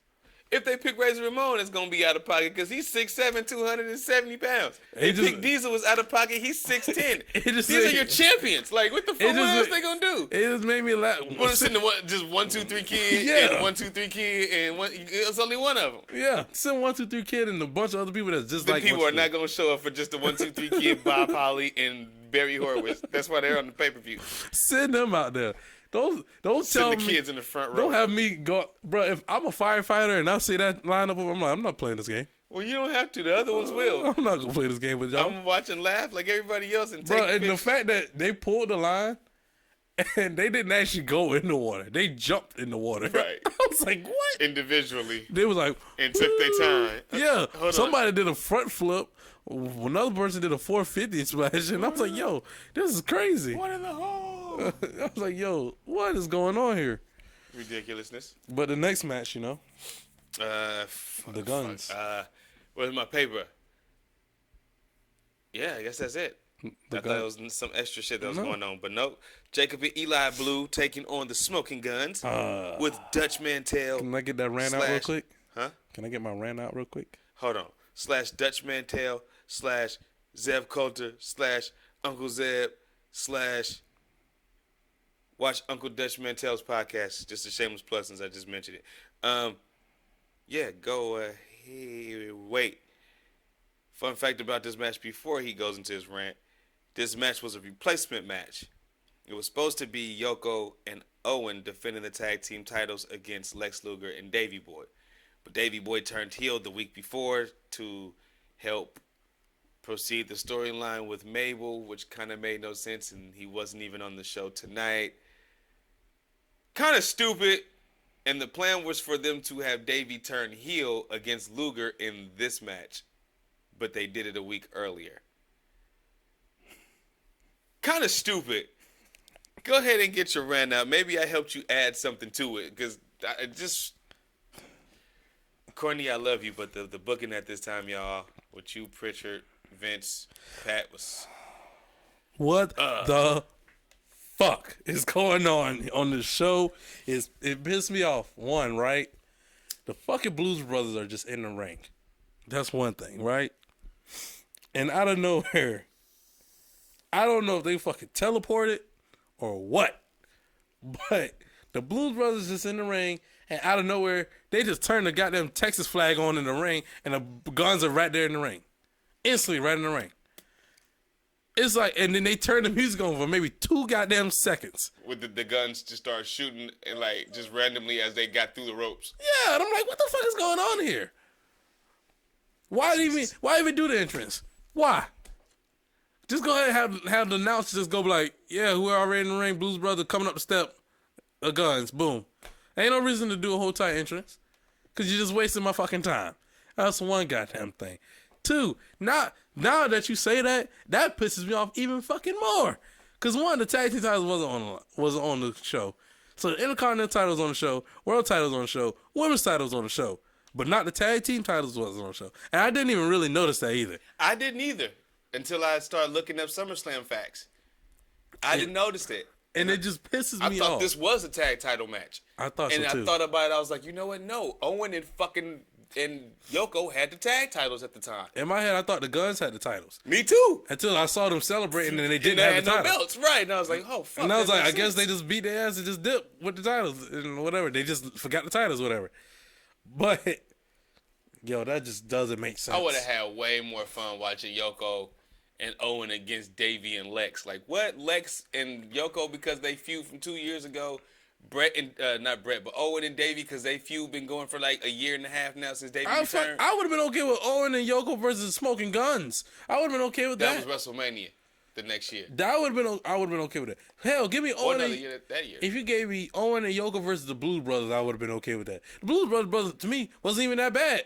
They was just random, and we couldn't tell what twin was winning, even though the fucking commentator was supposed to know that, and they didn't know who the fuck the twins Vince were. Never knows. I remember Survivor Series '87. They had the Jumping Bomb Angels versus the Glamour Girls, and he did not know the name of the Jumping Bomb Angels, which were like 2 Asian girls, 2 Japanese girls. He didn't fucking know their names. He's just like, yeah, one of the Jumping Bomb Angels, and we're just like, bro, which one is which? Why you don't know the names? You hired them. What the fuck? Like, that is annoying to me. I'm like, yo, why don't you know these people's name? Like, clearly they have 2 separate tattoos. That's one thing. That's what's pissed me off. That you could clearly tell who's who if you could tell by the tattoos. That's how you know who's who. But I think they did that on purpose. And I don't even know the Harris twins like that, but he's just sitting we never there. knew which one was Ryan and which one was Don. We never knew. When they became Skull and 8-Ball, you never knew which one was not Skull and 8-Ball. They was, what was the other one named? Midian Gideon? It was Chain. No, I guess it was. It was Skull and 8-Ball. So you didn't know which one was which. Then Vince would just be like, yeah, Skull and 8-Ball. But they could do the switcheroo like the Morris twins. I could tell the Morris twins apart from basketball. Yeah. But I can't tell them Harris twins apart, dog. I can't. You can tell? You can tell the Morris twins apart? Hell yeah. Excuse me. I only could tell based on... One's face is fatter. Yeah, that's what it was. Marcus' face is fatter than Marquise. And the tattoos. Yeah, not that they got the exact same tattoos. No. One tattoo... I think they did it on purpose. There's a whole article that they got the same tattoos on purpose. One of their tattoos, just because I'm a tattoo guy now, one tattoo person is always fresher than the other ones. Oh, you go up tattoo person. Yeah. So you probably get it done at the same time. I'm saying they both got it at the same time, but you can tell one goes back and gets his redone because it's always darker. Gotcha. And then the other one tattoo is always like kind of like the Usos. Yeah. One's is always like kind of grayish or like kind of like mine. Pale. Mine's pop out a little bit. My tattoos is a hell of a motherfucker. Sometimes I can't tell you have tattoos. So it's like, yeah. Mine's like, because I have random spots too. So it's like I'm but dark. Mine like I got these in like the year 2000, 2001. Like, jeez. Yeah. So you was like 32. I was in high school, fool. Oh, my bad. My bad, dog. God damn, you trying to put extra on me, dog. Like, it's cool if you even just call me like 40, even though I'm not even there yet. Like, it's cool if you even do that, but when you be trying to make me be 20 in like 1998, like, nigga, that mean I should be damn near on deathbed now, blood. Like, what is you doing to me, bro? Fucking vampire. Nah, I wouldn't even want to live forever like that. That's too many years, dog. That'd be crazy. I'd be okay with it. That'd be crazy. So I have a different wife. Every 80 years, I have a different wife. You stupid. So the Billy Gunn mullet was a thing, and a mustache. Oh yeah. He was hella skinny at the time. I had to wait till that camera zoom in on his face to know that was actually that him. was really him. I didn't believe it. I'm being honest. I truly didn't believe that was him. Because I was like, there's something. This could be a fake guy. This could be a fake. No, it was really him. Fucking Billy Gunn. Him. That's how he started off. And based on that sale, when he started selling, that's how I knew it was really Billy Gunn. Oh, Billy still was the shit even back then at selling. Bart was ass. Yeah, Bart was only good for knocking wrestlers out. That pissed me off. Bart got in the match like twice. He had one hot tag, and that was the winning. And it wasn't even a hot tag because the crowd didn't even go crazy like they should have. The first time, yeah, they didn't get crazy. Fast paced match. The Blue Brother, because I don't know which one is which, starts off the match with a power move on Billy. Twin. Then Billy comes off after the Blue Brother ducks his head, hits a nice famouser. Oh. Before it was even called a famous. Right, but it looked probably better than the gliding ones. I told you that, I was like, man, if he would have did it that way, that was probably the best thing. Yeah, it was, man. He tags Bart. Bart comes in. I do got a question. What the fuck? So we was talking about NASCAR earlier. Then we was talking about horseback riding. What the fuck is a rodeo scholarship? Like, is that a thing? Like, if it's a thing, people, I'm sorry, I just don't know. I mean, yeah, I'm black from the inner city, kind of. So, yeah, because Vince was hammering that shit home on a rodeo scholarship. What the fuck is a rodeo scholarship? It's basically clown school. You know about clown school, right? Yes. Yeah, it's basically just like that, but you just go on a ranch and you basically go through a whole entire course to do rodeos. How to ride bulls and horses. So it's just training. Huh? It's rodeo training. Yeah. But he's saying this shit is a college. Yeah. And they got a fucking scholarship and shit. Like, dog, you stop talking this shit like they got just like they got BAs and masters. Because they have clown degrees, just like that. Man. Anyway, dog. You actually can get an actual higher level of rodeo. I believe that when you really out there with the bulls. He just made it so extra. Yeah, he just turned it up so much to the point where he's like, bro, it don't you start questioning it. Yeah, it don't even sound believable. Yeah, it don't sound believable. Like taxing, it don't even sound believable. Because they both got rodeo scholarships. So, okay. Bro, they probably knew how to ride a fucking horse before that, and then the rodeo really is what, catching bulls. Ain't that really what it is? Yeah. So just tie them up. Well, I ain't gonna even talk like that. Shit look easy because. A bull running at me, I'm running. So I want to do one though. I want to go. I can't remember where that's at. I think I see one. I want to say it's in Italy when they do the bull run. I want to go do that one time in my life. Oh, with the bulls? Running with the bulls? Oh, no, I'm good. But that'd be so crazy. I'm good. We're gonna move on. So like you talked about, Billy was getting beat up for a minute, then the hot tag or sort of hot tag. No, that's a pre-hot. To Bart, a semi-hot or say a lukewarm. Bro, them boys' backs must tag. Hurt. I know they backs hurting carrying that big motherfucker. Right, look at him struggling. No, it's the one on the other side. He fighting for his life because that whole entire thing is leaning. So that's how you know it's him that's not carrying his weight. All right, so hold on. Before I continue with this match, I know we keep stopping. The pay-per-view is actually playing as we're recording right now, and Mabel's being carried to the ring on the Randy Savage / Hacksaw Jim Duggan throne, and the guys are struggling carrying him to the ring. But watch when the front two guys get to at least rest him on the ring, right? The other two guys in the back gotta hold that bitch still. Ain't nowhere to put that bitch. They didn't put it on the rail. They in the back holding that shit while he stand on it and put his hands in the air and shit. But that's the thing though. The back guys are okay. It's the front right guy who's on. Because the whole time, if you look at the entrance, he was struggling. He's like this. That's how King Mabel was literally sitting like this the whole time. Yeah, but he's stiff as shit too, as you see as he carrying it. Yeah. When you said it, I looked at it. He's literally holding on for dear life. Like, please let me make it to this fucking ring. Please, I'm just trying to make it to the ring. Because the whole time Mabel was just like, yeah. My legs wouldn't have made it, dog. Bro. If that was me, bro, I was like, would have made it. Get somebody else. Get somebody else. Who the king is? No, get somebody else. I'm not doing this. I'm not playing games with y'all. What if that was the Hardys? I'm in the gym but I'm not in the gym like that. What if that was the Hardys? Bro, Mabel had to be like 300 pounds. No, 568. What are we talking about? He said 3. Ladies and gentlemen, I he tried said to be nice. 3. I tried to be nice. You was courteous. Like, Oh my God. boy, 568. Bro, I would have Why been you think done. when he just sat his fat ass on that? We'll get to that. Yeah, so at the end of this fucking match, Billy and Bart, they go to the top, do a sidewalk slam leg drop off the second rope, or off the top rope for the 1, 2, 3 in 609. The place actually pops for Billy and Bart when the match is over. Lawler talks like me. It kind of was like a fast count a little bit. If you notice, like, some referees was counting hella fast. Yeah. Like, did a kick out, like, and some be like, It just, I noticed it this pay-per-view. It was a lot of different counts, and Lawler kind of There was no pinpointed standard. it too. Huh? There was no standard on the refs counting. Nah, because it was all of them. Everybody had their own Hebner, rhythm. Jack Doan. Y'all talk about Yoda. Cody Rhodes pyro. Y'all ain't seen Diesel pyro, baby. No, look, that shit's still going, and he turned away from it. He had the ring, the ceiling, and he has the back pyro. That is wild. And the turnbuckles. That's what I'm saying. He got the turnbuckles and he got the ceiling coming down, and he has the coming up from the apron. Coming up. Like that's a lot. That's a lot of fucking pyro for no reason. So, next.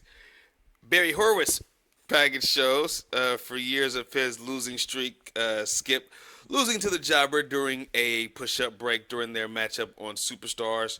Then the second match that they have end up going the distance.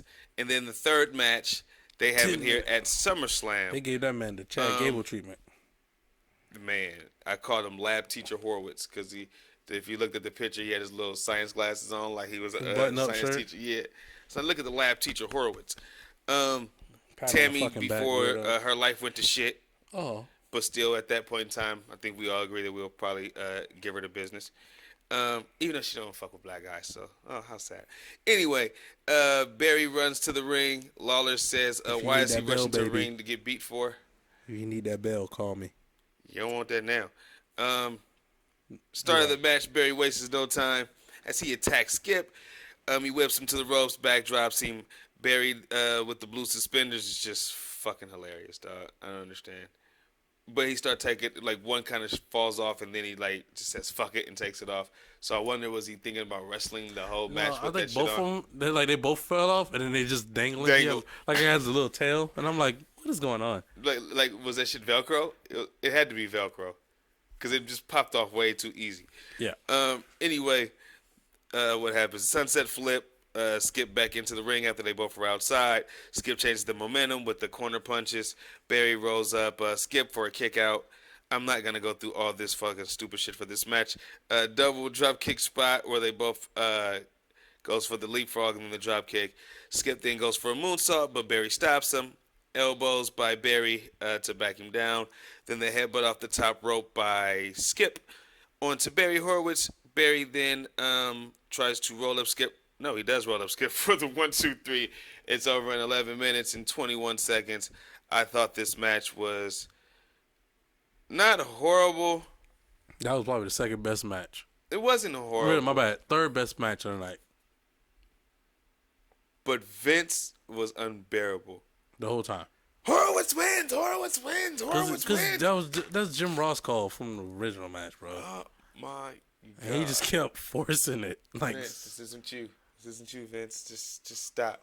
this is why you hate Michael Cole. Yeah, maybe. Because literally Vince didn't get over back then, and he was like, I'm gonna force a motherfucker to sound just It like wasn't me. that Vince didn't get over. Vince wasn't a big deal. Yeah, Vince was there for so long that you were used to Vince. yeah.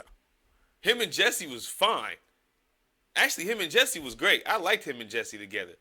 But when Jesse left and Vince kind of was flying with Piper and just random ass wrestlers, it was like, okay, Vince, we're now noticing how shitty you are. Yeah. I wasn't alive in the 70s to hear you do solo commentary, but now I'm hearing this shit and it ain't it.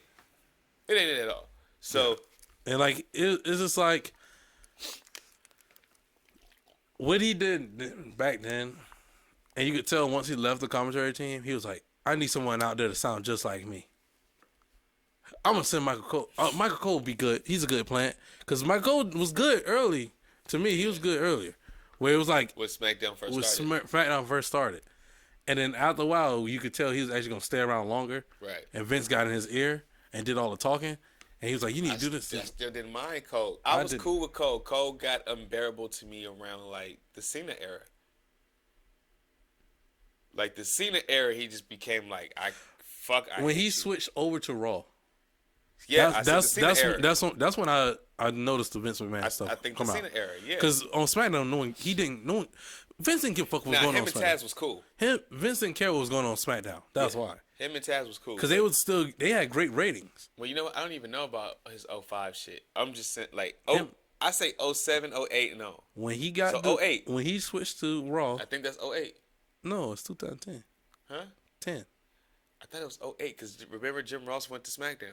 Yeah, so yeah, you're right. It is 08 because they did switch at the draft. Yeah. That's when it was rough. Yeah, and then Taz ended up getting fired and they replaced him with Foley. Yeah. And then Taz went to TNA.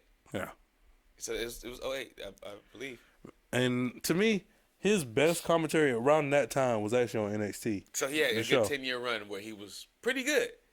And then he just like, oh my God, if you go back and if you want to like see funny Michael Cole, and just be like, you can tell this is like himself, but he still got that mixture of that heel personality from Raw. Mm-hmm. But it's kind of like just him talking. Go watch those old NXT shows, like when it was actually the TV show. When they kind of got that shit. When they got to like season 3 or whatever, bruh. Pay attention because I'm gonna mention this later. What the fuck is happening? Huh? What is happening? Exactly. Exactly. What is happening? So he just fucking hurt. He just hurt him, right? Yeah. So he's trying to pull him up. Diesel like, fuck you, no, no, leave me alone, let me go. Diesel was not letting his head come up at all, and it's a point where Hebner like right now he like I don't know what to do, like he's so confused, and that's where Nash yelled at him, "What the fuck are you doing?" Yeah. Like he just fucking sat on him. Like he didn't even try to like cushion it. He yokoed him. And like you're not gonna Yoko the champ like that, dog. Like, so Nash was like the rest of the match was kind of like Nash like fuck you, dog. Leave me alone. Look, just then he said fuck right there when he went to the buckle. I'm like, was he selling that? I'm like, nah, he wasn't selling that. He's over it. Yeah, he's done with it. So sorry for that little soliloquy, but I don't know if you paid attention to it, and I needed you to see that because I'm gonna talk about it. But anyway, next match. Yeah, but no, sorry, my bad. Yeah, I'm gonna finish it though. Yeah, Michael Cole, if you go back and look at those clips of NXT and him just being on the commentary team with Josh Matthews, because it's literally him, Josh Matthews, and Max Riker is the host. Those three literally carry NXT because it was so unbearable to watch that, but those three just made that show so much funnier. I watched 3 episodes of that shit and I was like, not the Wade Barrett. Like, it's the athlete like Wade Barrett and them. I watched the one where Bryan Danielson was on it. And he was being coached by the Miz. That's what Wade Barrett, you know. Yeah, that's the only one I watched. Those was if you watch, like, when they get the Divas on there, Titus O'Neil on them, like, you don't actually watch that just for them. You just watch it just to listen to the commentary team.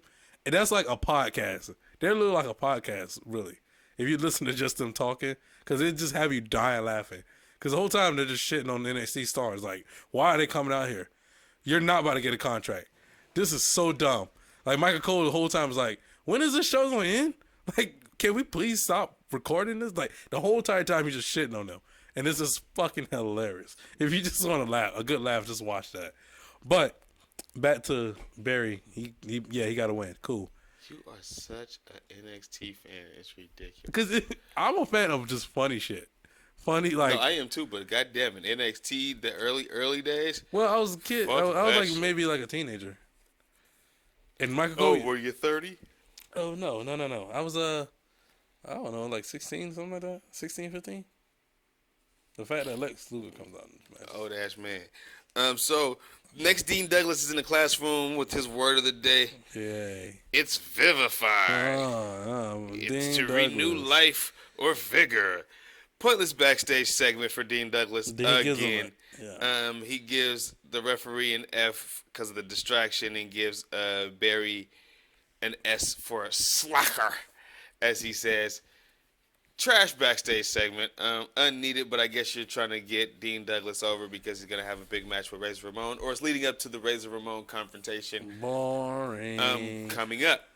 The next match here on here. Boring. Before that, Todd Pettengill interviews Shawn Michaels about the ladder match. Yeah. That's He another wants thing. revenge for losing in a part of history. Proclaims to be the greatest Intercontinental champ ever. And go ahead. Another one. Vince, we're gonna cut back over. Oh, Vince, hold on. Here, I'm with Sean. Oh, goddamn, Vince. You got to run down on the show or not, man? Do you know who's going to who? Nope. Like, God, Lee. The whole entire time he's doing that, I'm like, what? No, so here it is. Royal Rumble 94.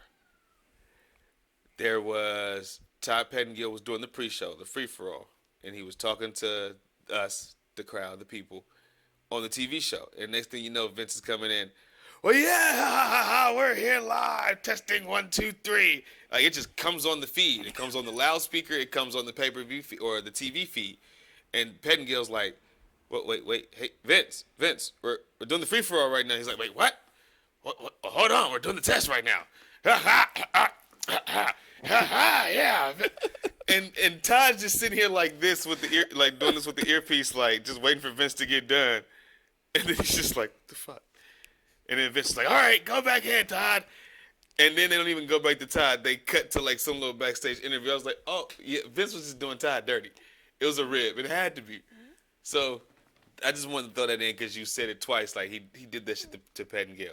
Bro, because it was just random, man. He just kept doing it. And I'm like, Vince, what is going on, bro? I believe it was on purpose. He wasn't I get behind it. Next match, Bertha Faye / Rhonda Singh. I was going to do a quick bio on her, but she used to be a big deal back in the early days. She was trained by the great Mildred Burke. Ooh. She used to wrestle over in Japan. Oh, who didn't wrestle in Japan? She actually passed away, I believe, in 2002. Who didn't wrestle in Japan, though? Everybody did, especially everybody that was in this company, even the 1, 2, 3 kid. So we have next Alundra Blaze versus Bertha Faye for the ladies WWF Championship. Harvey Whippleman behind Bertha. There's a backwards enziguri kick, but Bertha hops right back up. That theme song. Bertha's theme song was trash. It was just some random ass. It was Harvey singing. I could tell Harvey was singing it. I didn't even hear him sing it. Because I heard the theme song and I was like, and it's like a song basically saying I love you. Yeah. And I was like, shit like that. And the whole time I was thinking, man, if Bertha actually looked good. Anyway, Bertha. I mean in the face. I thought that she could move though for a big girl though. Remind me of who was that? Piper Nivens. Yep, exactly. 2 sleeper takedowns to Blaze. Vince calls her Big Bertha as Blaze rolls up Bertha for a 2. Vince just kept calling her Big Bertha. He said it like at least 7 times from my count. Blaze then goes for the cover. Oh my gosh. Blaze then goes for the cover, but Harvey distracts the ref. Chased Harv, and then he takes his jacket off like he's gonna do something. But then the crucifix on to Bertha, but it's only a 2 count. Hurricane Rana to Faye for a 2 count. Bertha moves as Blaze went for the top rope missile drop kick. Bertha then does a sit down powerbomb for the 1, 2, 3. Oh fuck! Surprise win for the ladies championship in 4 minutes and 14 seconds. Any thoughts? I just think that I just love how like the flashes. Oh, I've been there.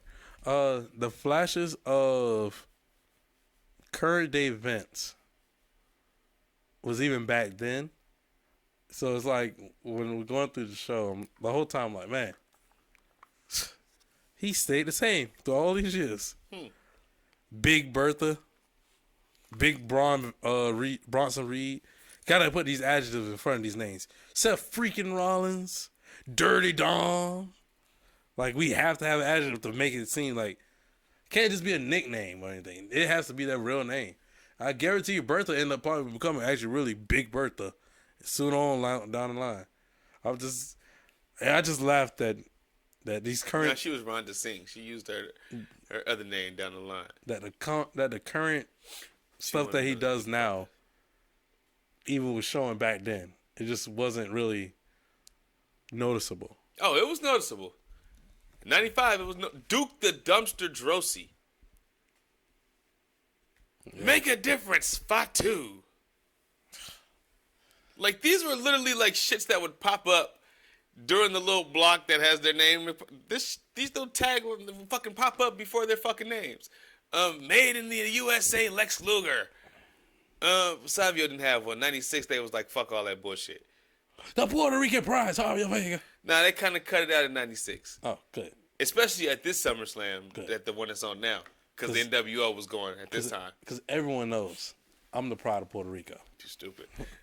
Puerto Rico's greatest export. What's next? This guy. I thought that was Carlito. No, it's me. JR tries to interview Bertha and Harvey gets jealous, says, hey, you can look but don't touch. JR says, I'm happily married, don't worry about it. Bertha then calls Blaze a Barbie and says that she has the beauty and now she has the belt. No, she has the beauty, the man, and the belt to go around her slim, fast waist. I was like, why would she say that? That's disturbing. Wrong word. Disturbing, not disgusting. Not. Anyway, next match. Let's get this fucking shit over with, man. Like, I can't wait to do Creed or whatever. Oh man, I can't wait. I'm gonna have so much fun with that. Like, cause this, I'm like, I don't even want to read this shit. It's dreading. Yes, cause it's like, it reminds me of current time. It reminds me of now. To be honest with you, where I'm like, God damn. This card is still going. It's some ups, but it's a lot of downs. Oh yeah, it's a lot of downs. And it's like the ups is like I really want to sit here to get through this up because I know what I'm in for. Like, yeah, you know the down is coming. You're preparing for it. And here's one of them: the casket match between the Undertaker and Kama. Quick backstory on what was going on with this. So. Kama, who was now under the tutelage of the $1 Million Man Ted DiBiase and the $1 Million Corporation, after the IRS feud, they end up stealing or taking the urn from Paul Bearer and the Undertaker. Kama ends up melting down the urn during the actual feud with IRS and turns it into a gold rope chain and ends up sporting it around. Then there ends up being a situation where there was some druids who were leave like what they call them reefs, the little black reefs in the ring. Yeah. And they would do it like every week for a couple weeks until one day Kama just snapped and went in there and beat up one of the creatures of the night, if you will. And that kind of set the Undertaker off even more. So it was President Gorilla Monsoon who put it out there, says he's going to try to have the best SummerSlam ever to, again, boost those buy rates.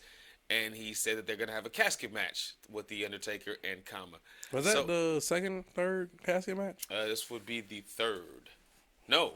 This would be like the fifth or the sixth. I was about to say everybody. It seemed like everybody had a casket match. Yeah, because you had the Kamala one. That was Undertaker's Hell in a Cell before the Hell in a Cell. Yeah. If you wanted to take down the Undertaker and your rivalry to finally end, you had to go through a casket match with him. And half people won, half lost. It's like 50-50. Yeah. And then, but when it came past, once it passed 95, it was Hell in a Cell, buddy. You had to beat him in Hell in a Cell. No, it was Buried Alive. No. It was Buried Alive for 2 years. Well, really 1 year, just 96. No, 96, 97. It was Buried Alive. And then at the end of 97, they did the Hell in a Cell. And then they did it again. And then they did Buried Alive again. Then they did Hell in a Cell. They did Buried Alive. It's either one of those. You're going to have to deal with them. Then they just made it a three-way with the Buried Alive, Hell in a Cell, and a casket. Mark Henry, WrestleMania 2020. Not 2022. WrestleMania 22. They didn't have all three of them in one match. No, I'm saying they end up bringing the casket match back. Oh, I thought you meant they did all three of them. I was like, what is that? Three stages of hell? No, they did. I'm saying they kept those three in rotation. Oh, okay. Because they retired the casket match for a minute, and then because they switched over to the Buried Alive. And then they brought it back as a coffin match instead of the casket match. Now that's Darby Allin's fucking gimmick now. Which I'm cool with it. Don't care too much for Purple Taker. I love Gray Taker. I just gotta say that off top. The match starts with Taker jabs to Kama in the corner. Kama tries to escape, but Taker then two-hand grabs him by the neck, throws him back in the corner. Kama then lands on the casket, panics. Taker reverses to the buckle, splashes, followed by some old school Paul Bearer points and says, "Oh yes." They open the casket lid. They throw Kama in, and then he panics as the casket cam is used for the first time. Kama then does a hangman to Taker, then clotheslines him over the top rope. Over the top rope. Clotheslines him inside the ring. Then Taker sits up. Kama at the fuck that part. I want to skip to this part because it's the part that kind of popped me. So in the match, there, Kama has his feet on the ropes. And no, damn it, what happened? No, DiBiase gets involved. And when DiBiase gets involved, it pisses off Paul Bearer because he ends up taking off his jacket, and then he kind of like looks like the Penguin and waddles over here like he was about to do something. And this motherfucker got short sleeve shirt on. Hey, he was ready for business or ready to. God damn it, that is like the word. Mortician. I guess Mortician. If you don't know this, like in the military, right? We got all these different uniforms and shit. Mm-hmm. When we wear the Bravos, which is usually like the long jacket and everything, the one thing they tell you not to do is wear the short sleeve shirt. Because you get like 3 shirts. Mm-hmm. The 2 long sleeve blue shirts, a short sleeve blue shirt, and then a white shirt. Okay. So they tell you not to wear the short. If you're going to wear the Bravo jacket, you cannot wear the short sleeve shirt. Because that means you can't take the jacket off at all. If you got a long sleeve on, you can take the jacket off. But if you have a short sleeve on, you can't take the jacket off. Because it's just a dumb look. It's better to wear a short sleeve if it's hot outside. But you can't take the jacket off. So when I saw him do that, now all I could think was, this motherfucker got short sleeve shirt on. God damn it. You lazy, you fat fuck. That's all I could think in my head. Because he did look like the Penguin too. Yeah, he looked like the Penguin, but damn, your way of thinking is so military based. It's just ridiculous. It's military and it's like random mix of different things. Because it's like little things that's there from the military. Then there's little things from my childhood or like little things like that. So it's like, my mind, I was just like, short sleeve on a jacket? I can't. Even, because in my mind, even without the military, in my head, I'm like, if you get a jacket, you got a short sleeve on, I can't take this jacket off. Now I look like a damn math teacher. No, you don't. All math teachers wear that same shirt. Paul Bearer looked like a math teacher when he took that jacket off. In my head, I was like, no, he's like a mortician when he took it off. To me, he was about to go put a body on the slab and I guess it's because I had never seen a mortician. That's the type of shirts they wear. Paul Bearer is a mortician to me. He really was. So, all right, then I guess that's how I looked at it. He talking about. I'm like, nah, I didn't wear a jacket with short sleeve shirts before, and especially going to the club back. Yeah, going to the club, you got a button up shirt. Yeah, button up short sleeve. A button-up short sleeve, yeah. And you put the jacket on? Yeah. That's wild. No, it ain't. It's not. I don't know what you're talking about. It's not. Not a thing. That's some country or some military shit. You know what movie just came to mind? What? Booty Call. When Tommy Davis, they go to the club and he takes the jacket off and he has a short sleeve like turtleneck on. Mm-hmm. And in my head, I was like, when I saw that, I was like, what the fuck? Well, I wouldn't have no short sleeve turtleneck, but it'll be a button-up. But or I have my button up, and it could be a long sleeve, but I roll the sleeves up. That's okay.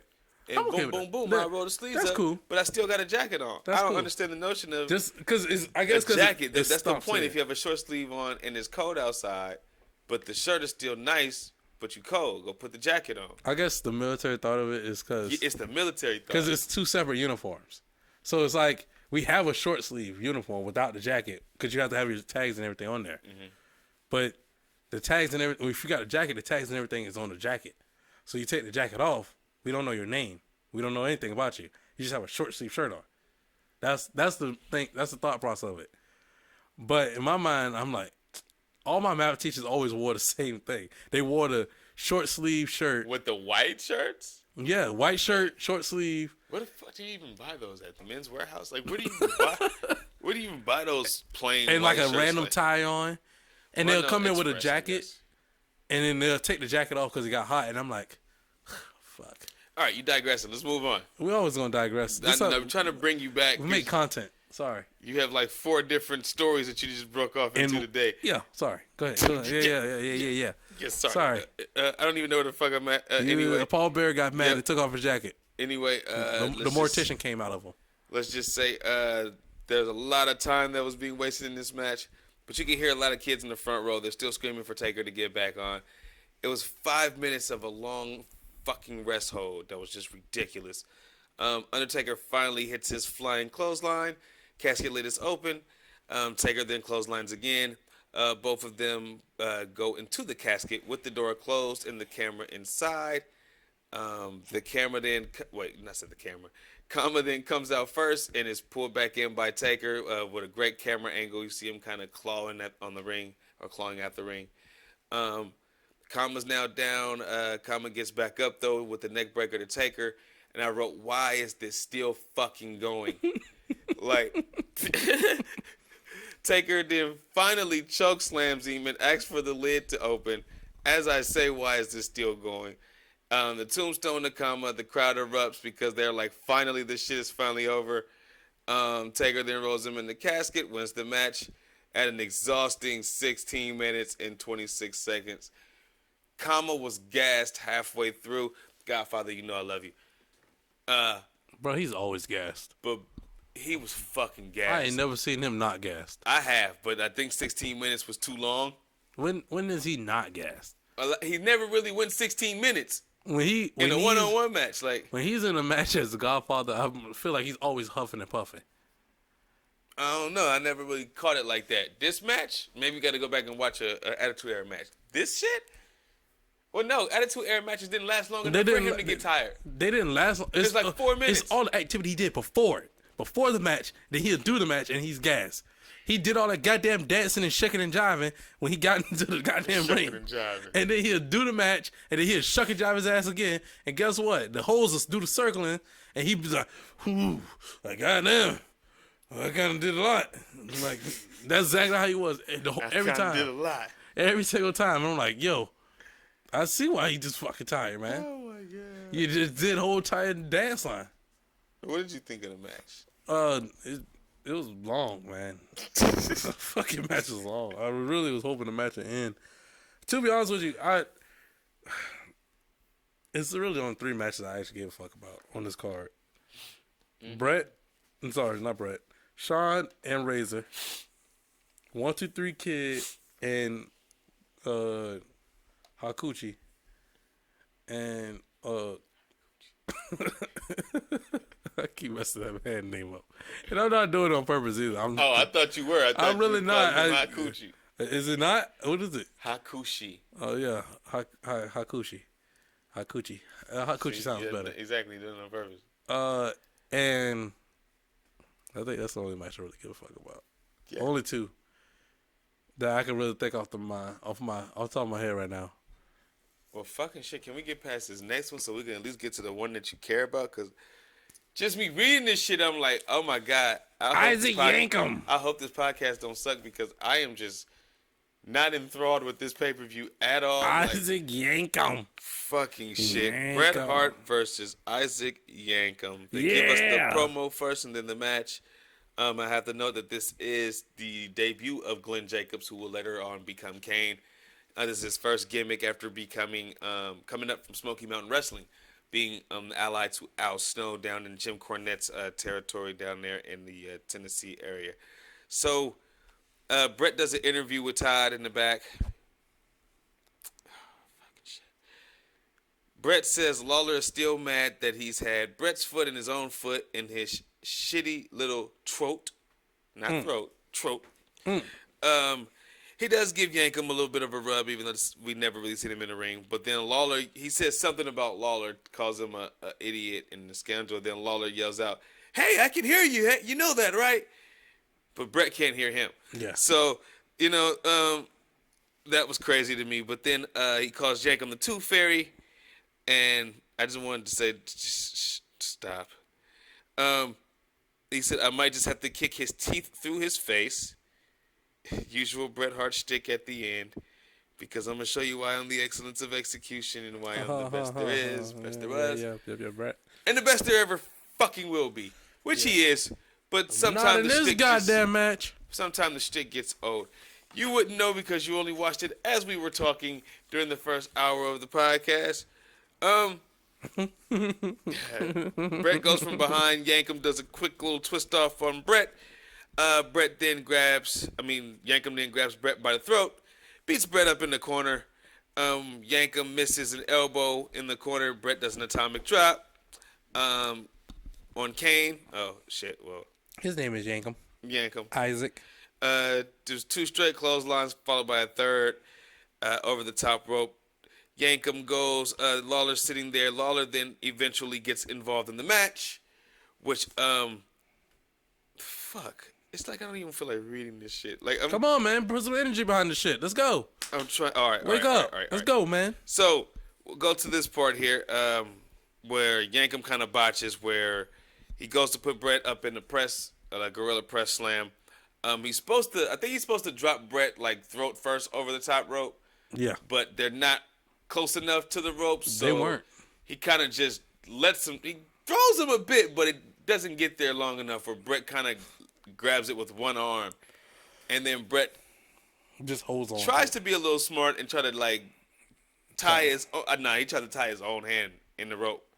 I'm like, okay, I see what you tried to do, but you're too far, and it just doesn't work. So maybe you should try it again. But they didn't. They kept going. But I don't blame Kane too much because it was his first WWF match at the time. Kane didn't. No, Kane. I think I really wrote Kane. I did. I really wrote Kane takes control. You need to put Isaac. Yankum. Yankum takes control. Brett then does his famous sternum bump into the buckle, which was, of course, amazing. There was a part where Yankum was choking Brett in the ropes, and when he was choking him, Mike Chioda comes and he grabs him by the hair, and he pulls him off, and then that's when Yankum looks back like, "What the hell are you doing?" And he's about to attack the ref, and Chioda kind of balls up like, "No, I'm gonna disqualify you, whoop-de-whoop." And then Vince comes on and says, "Yeah, I don't think anybody you should never put your hand on a WWF official, but he means an official should never put his hands on an athlete or a wrestler." So anyway, I thought that was kind of crazy because in my mind I was like, "Hey, you can't do that. You can't fucking put your hands on him like that." Talking to Chioda. Yeah. But I was like, fuck it. Nobody else usually does that. Take initiative. Sometimes Earl Hebner kicks people's legs off the ropes when they're, you know what I mean? So Earl Hebner does what he needs to do to get the job done. But you don't want to get your ass beat in the process. You're supposed to just be refereeing the match. Don't make yourself put yourself in danger. You know what I mean? Like I got here too. So Yankum clubs Brett on the outside, rams him into the post. Chioda being a little aggressive, telling him to get back in, as Yankum does. Brett lays over the top rope. Yankum goes for a leg drop on the back of Brett for 2. Brett ducks Yankum 3 times. That was just so unnecessary. I couldn't read the next line. I had to catch back up. I was on the. You know how you read and you can't read. You know how you read, but your eyes go to the next line. And you got to catch back up. So getting them Sean eyes. Yeah. Yeah. Brett ducks Yankum 3 times, but then he gets caught on the third one. Brett then nice suicide dive to Yankum and then just punches him like hell in the forehead. We were talking about earlier.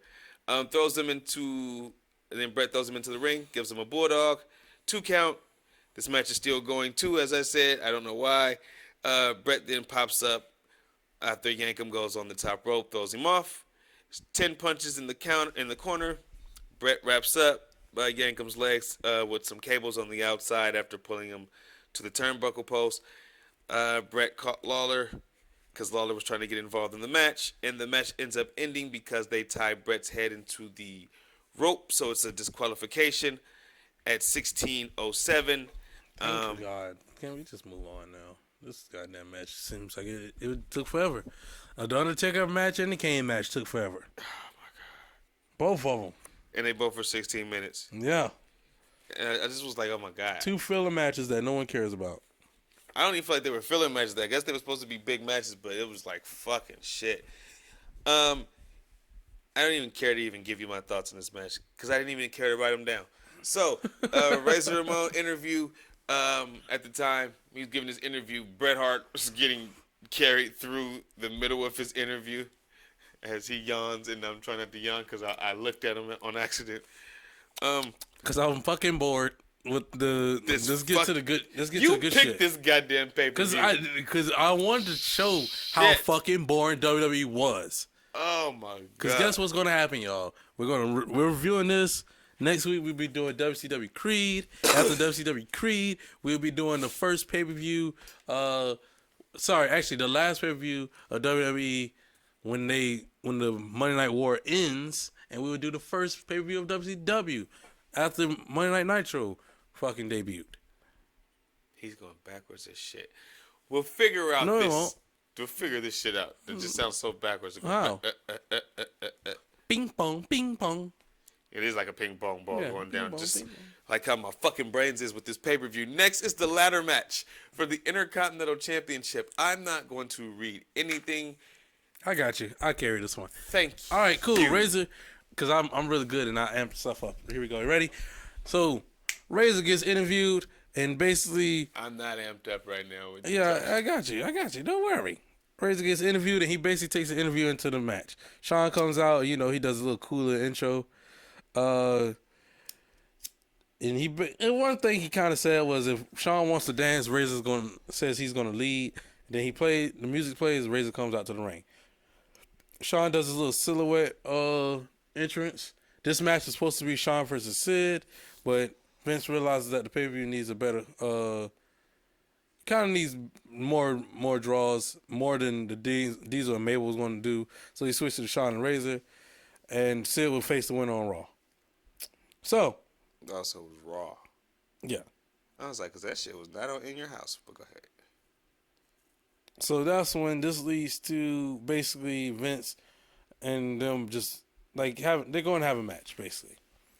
Because I think in the middle of the match it cuts to Sid sitting in the back looking at the match and everything. Both of them. So the match started off kind of hot. They both try to go for their finishers early and fail. I know Sean goes out. I thought that was a great little opening, like 5 minutes. Yeah. Because it was kind of fast paced, and it was like wrestling, but they both was going for their moves real quick. Yeah. Quick Razor's edge, but no, he couldn't get out. Sean slips out, bounce off the ropes, try to go for a super kick, but Razor ducks it. And then they double clothesline. Now they're both down. Now they're already tired. You know what I mean? Yeah. Like, I thought that was kind of cool, and that was just in the first 5 minutes. Go ahead. So I know. So basically, Razor does like a second rope fall away slam. He goes and gets the Sack ladder. of shit. He goes for a ladder, huh? It's called sack of shit slam. Oh, well, sack of shit slam. So Razor goes out, gets a ladder. He did something cool because a lot of people get hit with that. But like he goes for a ladder, and Sean goes for the baseball slide. He evades the baseball slide, and Catches a right hand. yeah, just catches the right hand, and then Razor's rights are just like vicious because you hear him. yeah. Razor and Sean end up climbing a ladder, and it just I think the ladder ends up clipping Razor with the ladder, and it looks like an accident, but he clips him. But What you mean? Is that the spot where Sean falls and his foot caught in the ladder? no, not yet. Okay. Actually, yeah. No, because Sean knocks Razor off the ladder at first. Uh-huh. And then Razor comes back, and that's when his knee gets buckled up into the ladder. Gets caught in the ladder. He gets caught in the ladder. That's when Razor's attack on Sean's knee begins. Right. Question, you think that was planned or you think that was an accident? The knee part? Oh, definitely an accident. The leg getting caught in the ladder. I think the plan was to attack his knee, but that actually just added on to it and made it look cooler.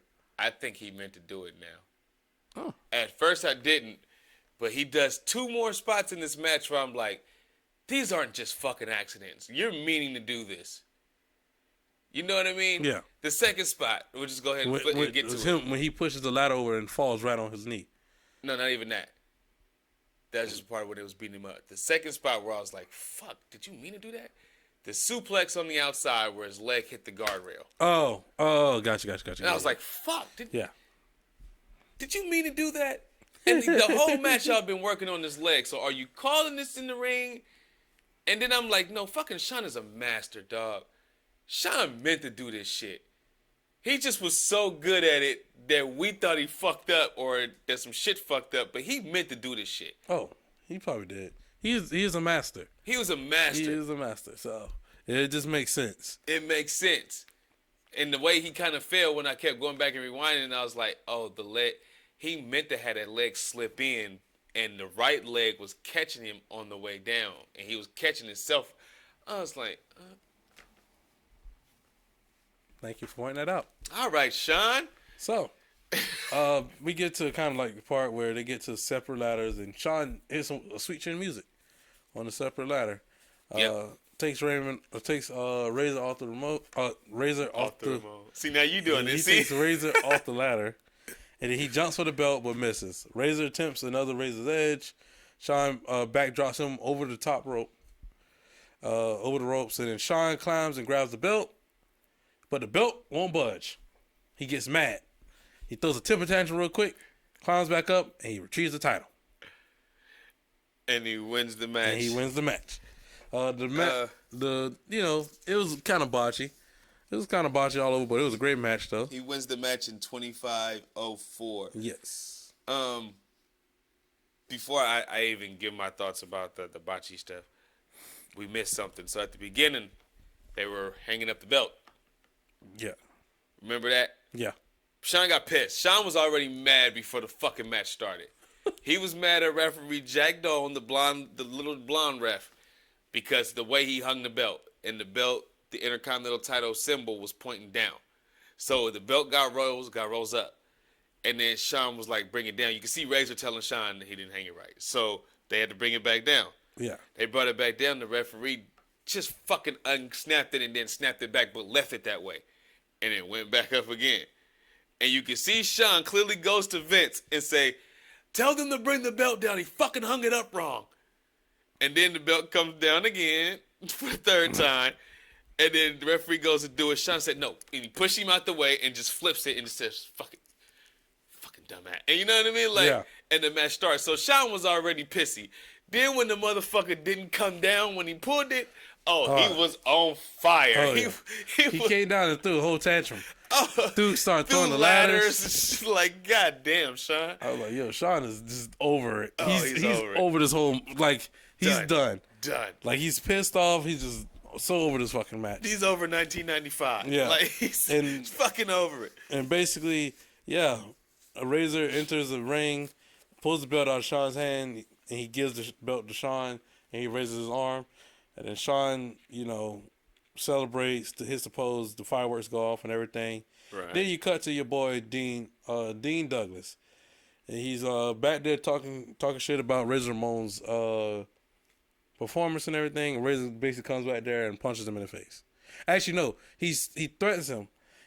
He wants to walk off because he was talking about the bad, yeah, and defining the word bad, and he was saying the proper term and not the slang term which Razor uses it for, which means good. And then they start talking crap. He was like, nobody even seen you wrestle yet, so if you got a problem, you could settle it. And then they get into it. He offers Dean Douglas to punch him. Dean doesn't. Then he tries to. He turns his back. Yeah. And then Dean tries to, and then Razor punches him. Yeah. With another one of those, and he went. I was like, oh shit, he got him. So, anyway, my thoughts on the match. I thought it was a fucking great ladder match. And the reason I thought it was great because they were not able to use the ladder as a weapon in that match. Yeah. They got away with it with a couple of little leg spots. Yeah. And even some accidental, even Vince was kind of questioning, like, well, did he mean to do that? Because the rules were they weren't allowed to use it as a violent weapon in the match. And you really didn't see him do that. So that's why it kind of was a wrestling match around the ladder. Yeah. So that's why I thought it was great. For what they did with that, especially not being able to be violent, like how at least the first one was, throwing the ladder at Razor's back, that type of stuff. Mm-hmm. We still got a fucking great ladder match with that. So I loved it. No big crazy spots. Again, I don't think Sean botched nothing in this match. The only thing that was botched is that belt didn't come down that second time like it was supposed to. I think the first time he meant to jump and do that, to have the suspense on the crowd, but that second time he tried to pull it, that wasn't supposed to happen. No. That was the only fuck up. He was past. He was already pissed by then. He was already pissed by then. He was gone by then. Again, there was another spot. I wasn't really following along in my notes. There was 3 spots that just had me like, okay, that first ladder spot, that wasn't a botch. He meant to do that. Yeah. And then the suplex on the outside. They end up getting crushed. They both end up getting crushed on the rope too. On the rope, yeah. Yeah. But Sean did it perfectly. Yeah. Razor didn't. Razor didn't get to the he didn't get to the rope in time. I think They tilted the ladder over. It tilted, but you could tell like Shawn was closer to the ropes. Than Shawn was Razor way closer. The Like ladder the was way like at the an way angle. yeah. Based on that angle, you could tell Shawn was kind of like closer to the rope. And Razor, it was like, yes, he's tall, but he had to stretch his leg out so much I think Shawn would have got it though. to the point where it was like it looked janky to the point where it's like, why is your leg out that far just to get to the rope? Like you're forcing it. Shawn's looked more natural. I think Shawn would have got it if he was the one that was further away. I just think that maybe the precision of Shawn with moves is like, I gotta give him his credit. Like, too good. Fuck, this guy is like so precise. And that's why I was like, no way he fucked up those other two spots. No way he hit his leg on accident on the guardrail. There's no way he got his leg trapped on accident on that ladder coming down. He meant to do that. Yeah, he does. He does everything with the purpose. With the purpose. I was like, so you know what? Hey, phenomenal job. Shawn, on this night, you get a better star to me than the Bret Hart match. What? Goddamn right. And again, that was a wrestling match around the ladder. Yeah. So, fuck yeah. I give it to Shawn and them for the night. Last match. You got it. I'm pass the reins back over to you. Damn it. Diesel against fucking Mabel for the WWF Championship. Whoa. Put some fucking respect on his name. King Mabel. Oh, okay. King Mabel. King Mabel, well, it is. Fucking shit. They did announce that it was 18,062 people inside the arena, so I did want to say that. Boosting up the numbers, huh? Yeah, boosting up the numbers. Diesel, in his interview, does say... first of all, we're talking about the guys who was carrying him to the ring. They were struggling. Yeah, all that type of shit. Fighting for their lives. Man, fighting for their fucking lives. Diesel then says in his interview... Help. Help. That guy was on that far right. He's so fucking big. I think the guys in the back were struggling too, but the front always carries the most weight. Yeah. So, again, Diesel in his interview says, you want to play knights in shining armor? Well, kid, I'm going to get medieval on you. And then he says it again, medieval on you, like it was dope. It wasn't a dope line. Sorry, Big Daddy. Because he was going, I'm about to get medieval on your ass. On your ass. That would have been so dope. He didn't start cussing until 96. Early 96. Or really late 95. So, where we at? So, Diesel starts the match with right hands. And a Mabel shoulder tackle. Then, Mabel says he's going to be the first black champion, which we all knew that wasn't going to fucking happen. Diesel clothesline Mabel twice in the corner. Elbows by Diesel. Mabel with clubbing blows to Diesel's back. Diesel shoulder tackles Mabel over the top rope. Mo distracts but helps Mabel catch his breath a little bit because you could tell that Mabel was gassed. Mabel walks around to the front of the ring, and this is when Diesel hits his... You know what? Never mind. Go ahead. I'll get to Tope it. Suicida. We'll get that. We're gonna get to that part. Go ahead. When Diesel hits his tope or his splash or whatever you want to call it, his springboard, whatever you want to call it. I'll just say he hit his dive over the top rope onto Mabel. I thought that was one of the first times when Mabel wasn't really paying attention. He didn't really catch him, but that could have just been me. Diesel then they get back inside the ring. Mabel whips Diesel into the turnbuckle. Mabel rushes Diesel but catches a boot. Diesel throws some forearms to Mabel, some knee lifts. Mabel reverses whip to the buckle, but Diesel catches with a boss man slam. That looked like that was one of the first injuries, but you couldn't really tell then yet. And then comes the next with the actual sit down on Nash's back, where Nash is sitting down, you call it supine, if you will, which is on his stomach. And Viscera, Mabel, whatever you want to call him, he just drops. Arse, ass, whatever you want to call it, on the back, on the small of the back of Kevin Nash. That he already had issues. Yeah, and it injures Kevin Nash a little bit further than what he already was. And Mabel was known for hurting people.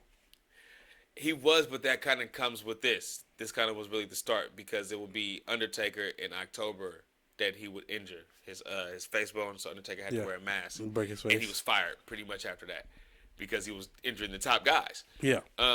So anyway, where the fuck are we at? It's just non-protected. That's 500 pounds on the small of his back. I just thought that was kind of reckless.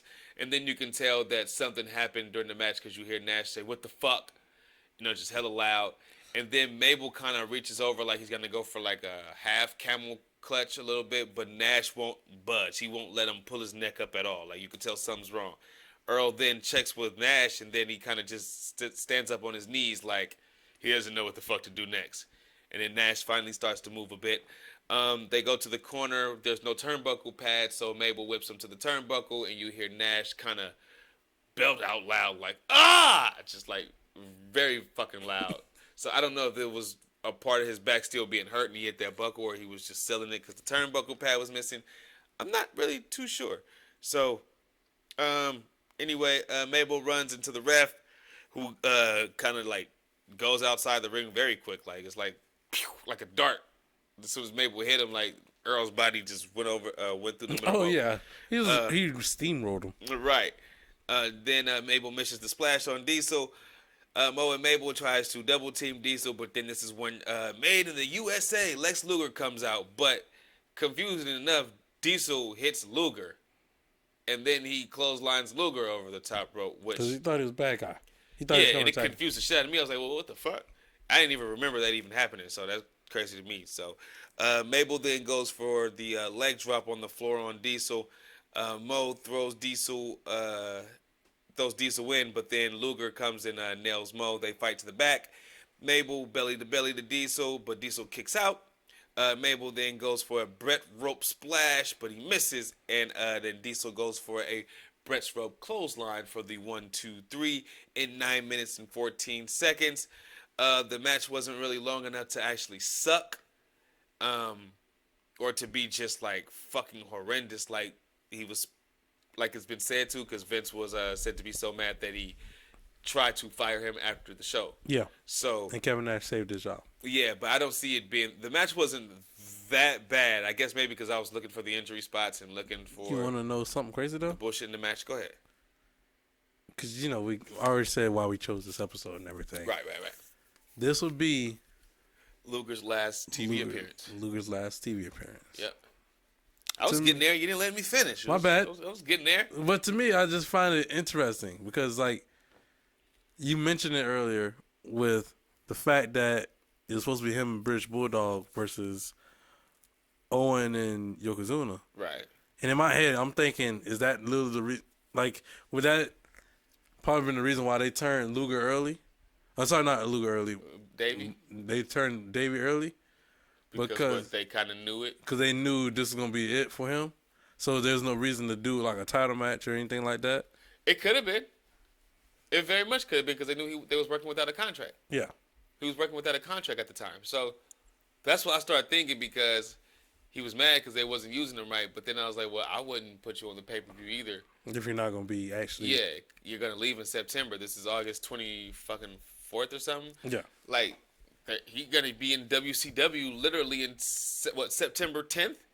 Yeah. Nitro was September 10th, September 11th. He shows up on the debut episode. Yeah, which is 2 weeks later. Yeah. And he does one little house show match, and he's fucking gone. So, I thought that was just, it was whack. There's no fucking master plan. No British Bulldog comes out, no nothing. And they mentioned him. What the fuck was the master plan? And they mentioned him. And they mentioned him all through the show. And they showed him coming in. They mentioned him all through the show, but again, no master plan. So I thought it was pointless. I thought it was bullshit. I fucking hate this show. I hate this show. I hate this show. I hated this show as a kid. I hated this show as an adult. I hate this show reviewing it. I hate this show talking about it. I hate this show. I think this is the one show in 95 that I just like, fuck this show. I think I'd rather watch WrestleMania 11 than watch this. No, I hate that Royal Rumble. Royal Rumble 95 sucks. So, like, just Survivor Series 95 and King of the Ring, and that's it. Cut it. Get me out of here. Get me out of 95. Get me in WCW. Get me in WCW. See, I wasn't around for that time, so. Yeah. I'm trying to think of what would be my equivalent for that. AEW and WW or TNA. No, my equivalent would probably been like 08 TNA. Which one? 08 TNA. 08 TNA, because 08 TNA was popping. Right after Christian left, they started getting a little popular, it kind of started going over to global for us. They was getting more viewers, or global, whatever the fuck it was. No. Whenever Bobby Lashley and them was there, No. That was a downfall of them. they was getting more viewers. No, the downfall is now. No. Their downfall is when Now. No. How many people watched them compared to how many people was watching them back then? Their downfall started. I'm talking about their real downfall is when they brought in Hogan. And they brought in The Hogan. first time, the second time, which time? Shit. When they brought him the first time. Because Hogan he came there that one time. Oh, haven't you been there twice? No, he Or came. then he left for a while and came back then? He came that one time, and he stayed. And he was there for. He stayed. He started the Monday Night War again with TNA and WWE, and WWE shot that shit down the first week. Well, I know And that, but then he stayed ever since then. But I thought he stayed there for a minute and then he left and then he came back. No, I think he did come back. I don't remember him coming back. I think you. I mean, he could have been, but I really don't think so. Now that I'm thinking about it, I'm trying to. I could do some quick research on it, but I really don't remember him actually going and coming back, because I want to say he was there that one time and then he stayed there, and he stayed for a while, and it was like, damn, when is he actually leaving? During the whole Joker Sting era. He was there. So this is all during the same time. Yeah, this is all the same time. Not Main Event Mafia, but the whole Fortune and those storyline, all that's just all the same time. That's all the same time. The whole little thing with Jay Lethal becoming the Macho Man gimmick, all that's the same time. Yep. Right. Oh, because I say you were right on one part. You were right on one part. Because he appeared one time when because I remember him getting attacked by Jeff Jarrett. He appeared one time, and then He did in the Jarrett era, then the Dixie era. He was there for a long time during the Dixie era because I'm not say he appeared that one time with Jeff Jarrett, and he came back for the Shawn rivalry. He came back. He went back to WWE, but he was on the TNA for maybe a cup of tea, and he not enough for you to really remember. And then he went back. Then he went back in 09. That's what I thought. Yeah, because he was there earlier than the 2010 era. I remember his 2010 era because that's when I was watching.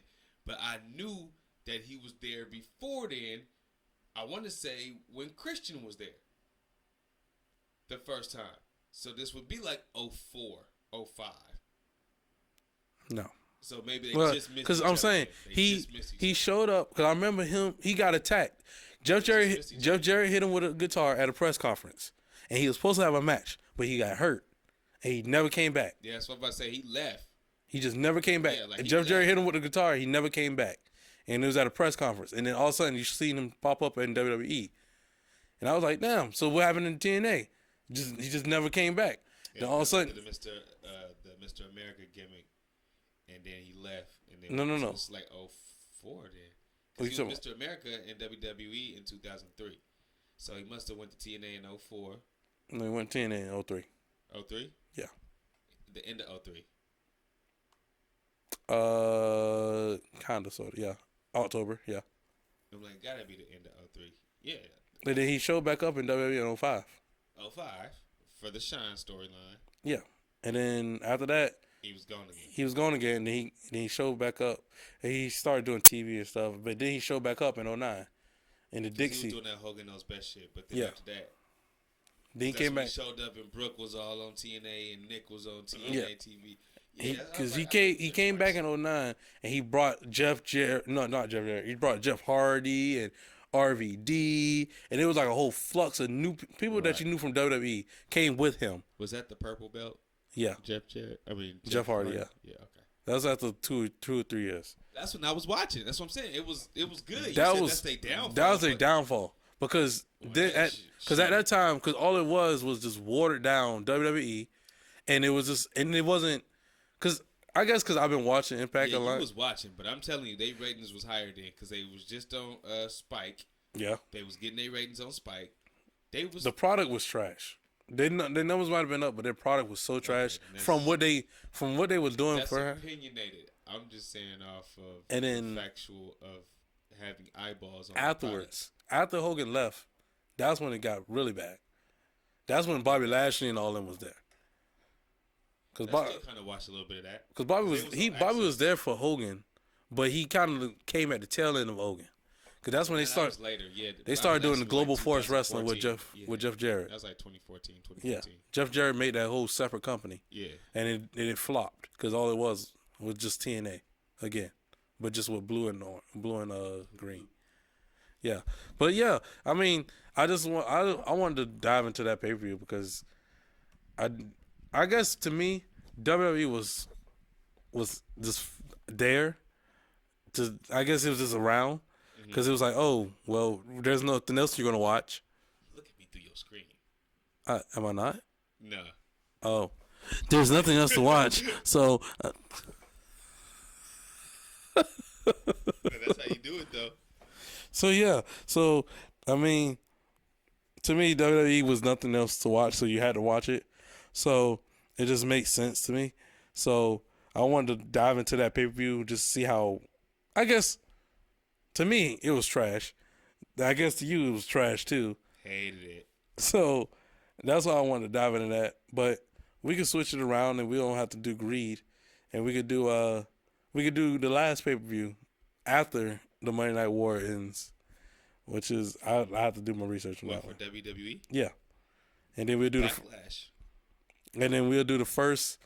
the first pay per view of after It's Backlash 01. and we'll do the first pay per view of WCW. After they debuted Nitro. Which is Bash at the Beach, ain't it? Damn it, I wanted to watch Greed because whatever the name of that damn pay per view is. Yeah, we can watch it. 95 WCW was better in a way Then than 2001? 95 Oh. WWF. I thought you meant Now, 2001 WCW. 95 WCW just had a lot of the cartoon gimmick shit, the Hogan shit, Dungeon of Doom, all that, the Shark. It had all that bullshit, but you still had Macho Man, you still had Savage, you still had Arn Anderson. The Arn Anderson and Ric Flair storyline kind of carried everything.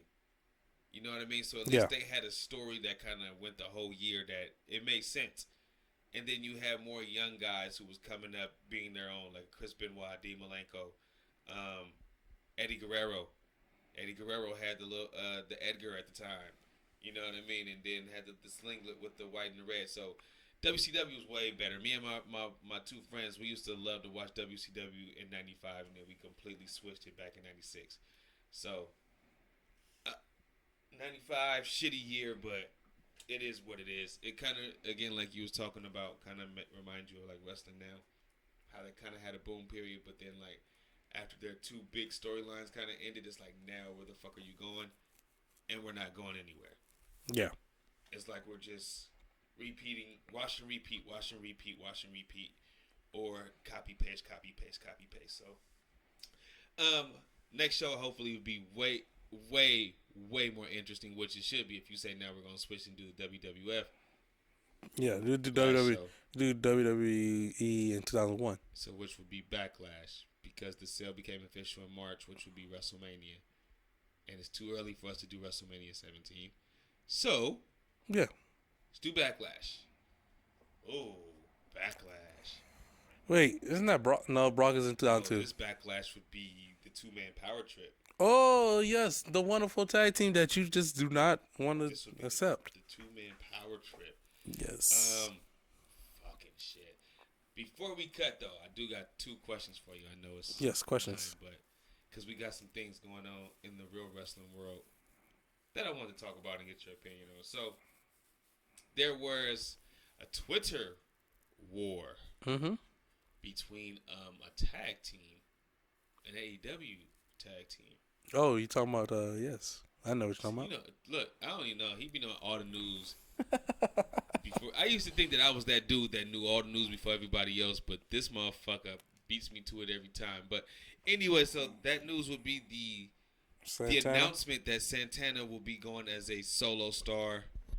Now going forward with the name change, Mike Santana.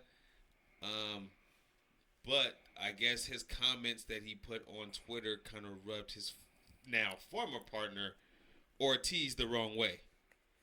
It's the highlight I think it was the comments he made in the interview for Collision, or the video package he made for Collision, announcing basically saying he's going solo.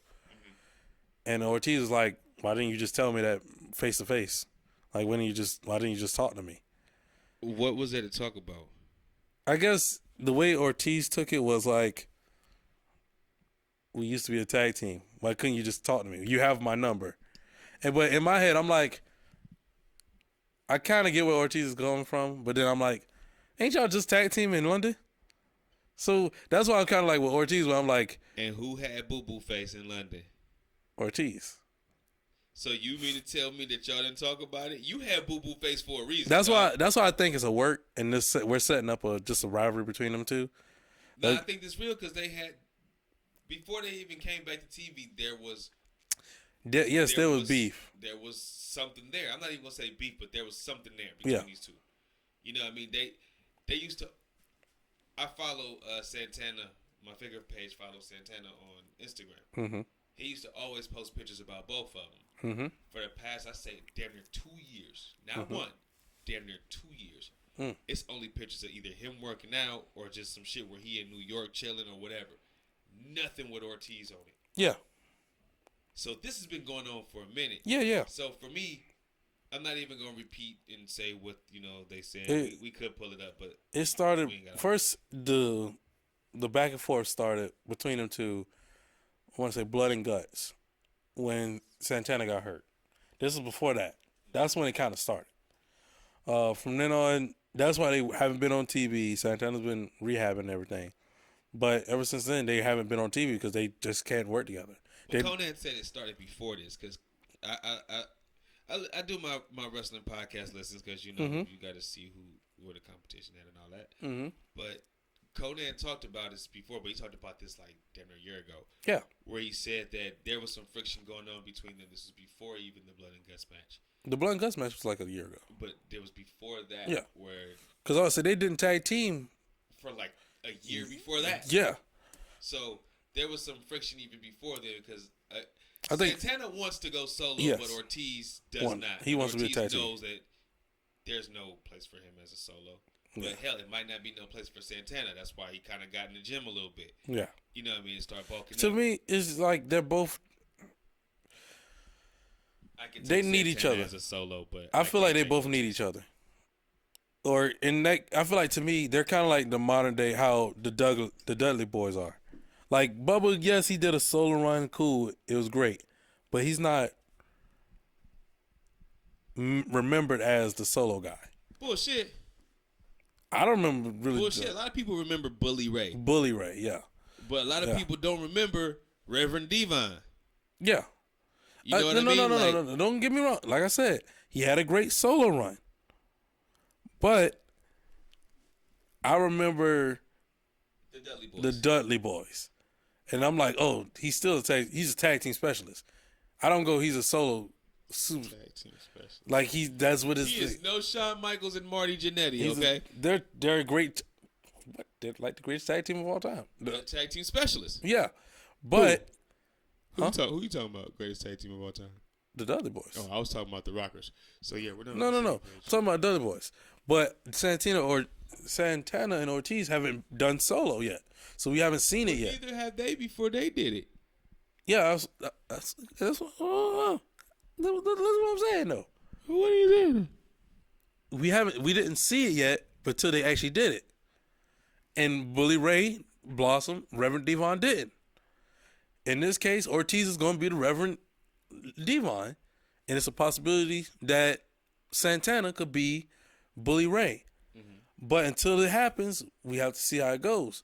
And in this case, Santana is in a predicament where you got to look at the AEW roster. Man. Where does Santana stand? Like, where does he fit in and stand out on his own? Like, where? Because, to be honest with you, go to Collision. We already got Andrade. You better hope to God he go to Collision. But no, Andrade a different type. We already got Roos.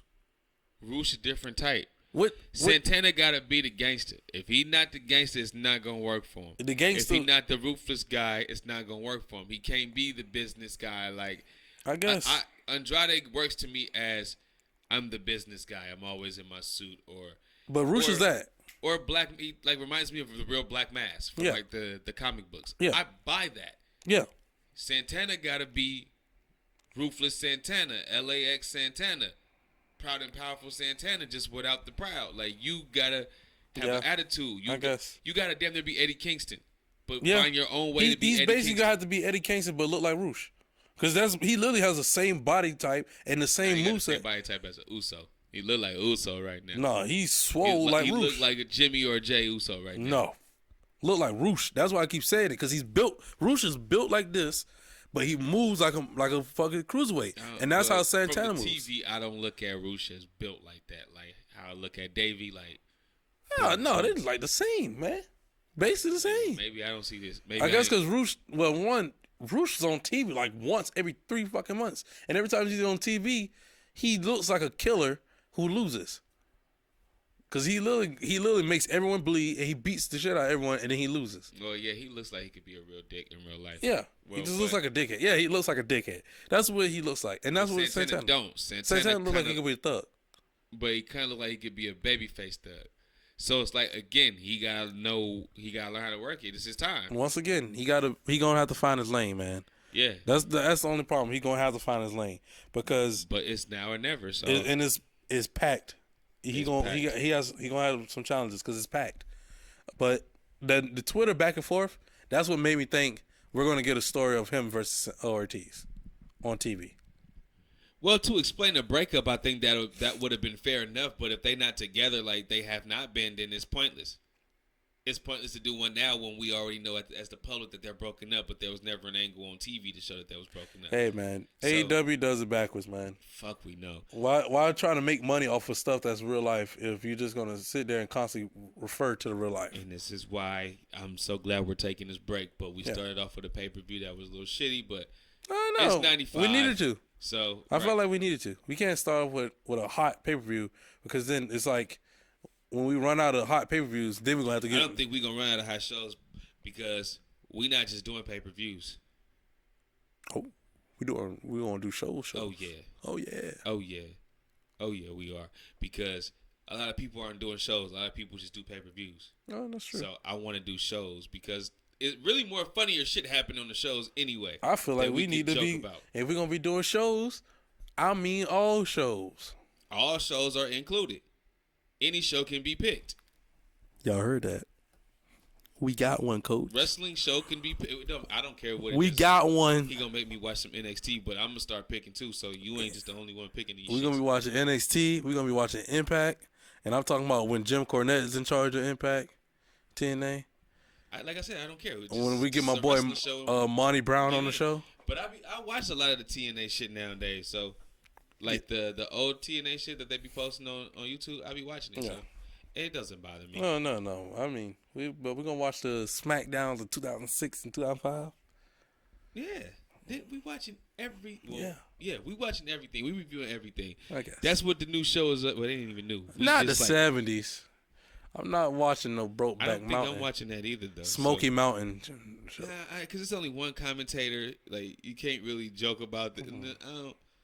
It's slower, and to take notes on that, and I ain't watching no. You don't know who the people are. NWA in 2000, not 2000, in 1965. No, we're not Cornette in oh, okay. I had to make sure. Last and we're not going back that far. Okay. I just can't sit through them because I know I'll be asleep. Oh, so I went to sleep on SummerSlam. We'll start. 82 is the cutoff. Or is the start? 82 is the start. So start at 82 to now. Well, no, nothing now. Fuck that bullshit. 82 to 2020 is what we're gonna do at least for this first little bit. 2019. I was just gonna go through some AEW pay-per-views during the pandemic. Well, no, because I'm about to say SmackDown back then was fire. You and your SmackDowns. Fuck a SmackDown. Shit. There's other shows besides SmackDown. When Daniel Bryan and Shane McMahon is in charge, when they got John Cena is not even the star of that show. We know it's AJ Styles, but Jesus Christ. No, John Cena was like a secondary. We know to AJ Styles. It was AJ's show. No. Whose show was it?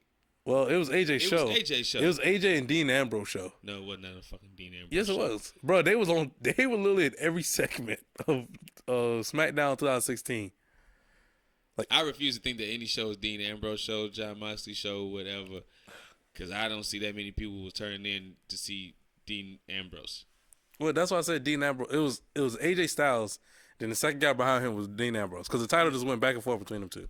Well, yeah, because they were in the main event scene, so people had no choice. Yeah. If they went to see AJ, you got to see. John Cena was like, he would appear, but it was like, bruh, what?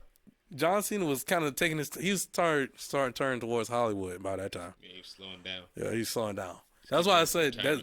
Just to see him like come off that hot run of the U.S. title and all the stuff like that, and then now he's taking a back seat in Hollywood. Not in Hollywood, but back seat in SmackDown. But now in Hollywood, it was kind of crazy. But okay, yeah. What was your other topic that you wanted to ask me about? I forgot. Because the Proud and Powerful one, I hope they turn that into an actual rivalry. That's how we're gonna get Santana to launch off. Right. But if not, then it's a waste of time. And yeah, it was another one, but I forgot. Something about one of them documentaries. I think the Kurt Angle documentary. But I didn't get a chance to watch it. I'm gonna watch that. I'm gonna watch it. That's what I was gonna ask. I was gonna ask you. Oh, I thought you was gonna ask me about Nia Jax. Hell no. If you want to talk about it, no, I don't. Yeah, me neither. Because I care less. Congratulations, she got her job back, but it seems like she's been had her job back. Yeah, she been hired. She just ain't been on TV, so they couldn't find creative for her, but we found something for her now. But we can't find creative for Johnny Gargano, Candice LeRae, Piper Niven. Well, Johnny Gargano, he riding the Tommaso Ciampa wave of where's Johnny? I need you. Where else? Who else is out there? Nikki Cross, Caden Carter. It ain't enough TV time for all these people, so. But we got TV time of fucking injury-prone ass Nia Jax, though. Oh, yeah, we could fit her ass up in there. My hole! Oh, fucking ridiculous. And Kairi Sane's supposed to be coming back? Man, if I'm Kairi Sane, please send me to SmackDown. Nah, I'd be like, stay in Stardom. Bro, this is how you... If they had it set up where we could get Kairi Sane, Asuka, and Io Sky in a stable, and she drops Damage Control, and they make a heel... trio, I'm down for that. That's something up Vince's alley. Why? Because they're all Asian women? Yep. Hey, man. I ain't going to turn my back on the street business. And I ain't going to turn my back on that either. On the street business? Yeah. Well, shit, I think that's really all I got, man, for this show. Go ahead with the plug for the Heavily Opinionated Podcast, where we sat there and break down week 1 of NFL.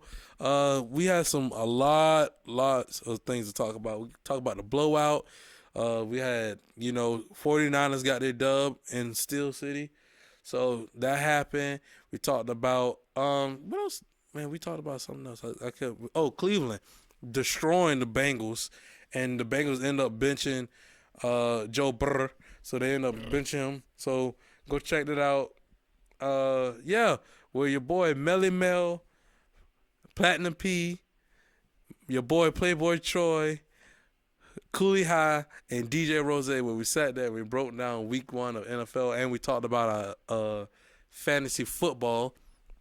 And when this episode comes out Friday, we have a new episode where also in that episode we talked about FIBA basketball and Team USA losing and what's gonna be the outcome of what's that gonna be like. We ain't seen the outcome. They lost. Yeah, but we talking about like the fallout of all that. The fallout is they lost. They lost, and we need to send the Avengers in to reclaim the pride of America. Well, I'm a DC guy. You got to send in, the real super friends. And then, you got to send in the Justice League because super friends, the same thing. Because the Teen Titans couldn't get the job done, and I'm talking about Teen Titans West. Not fucking the regular Teen Titans. Oh, I was going to say Teen Titans Go? No. They're actually pretty cool. And then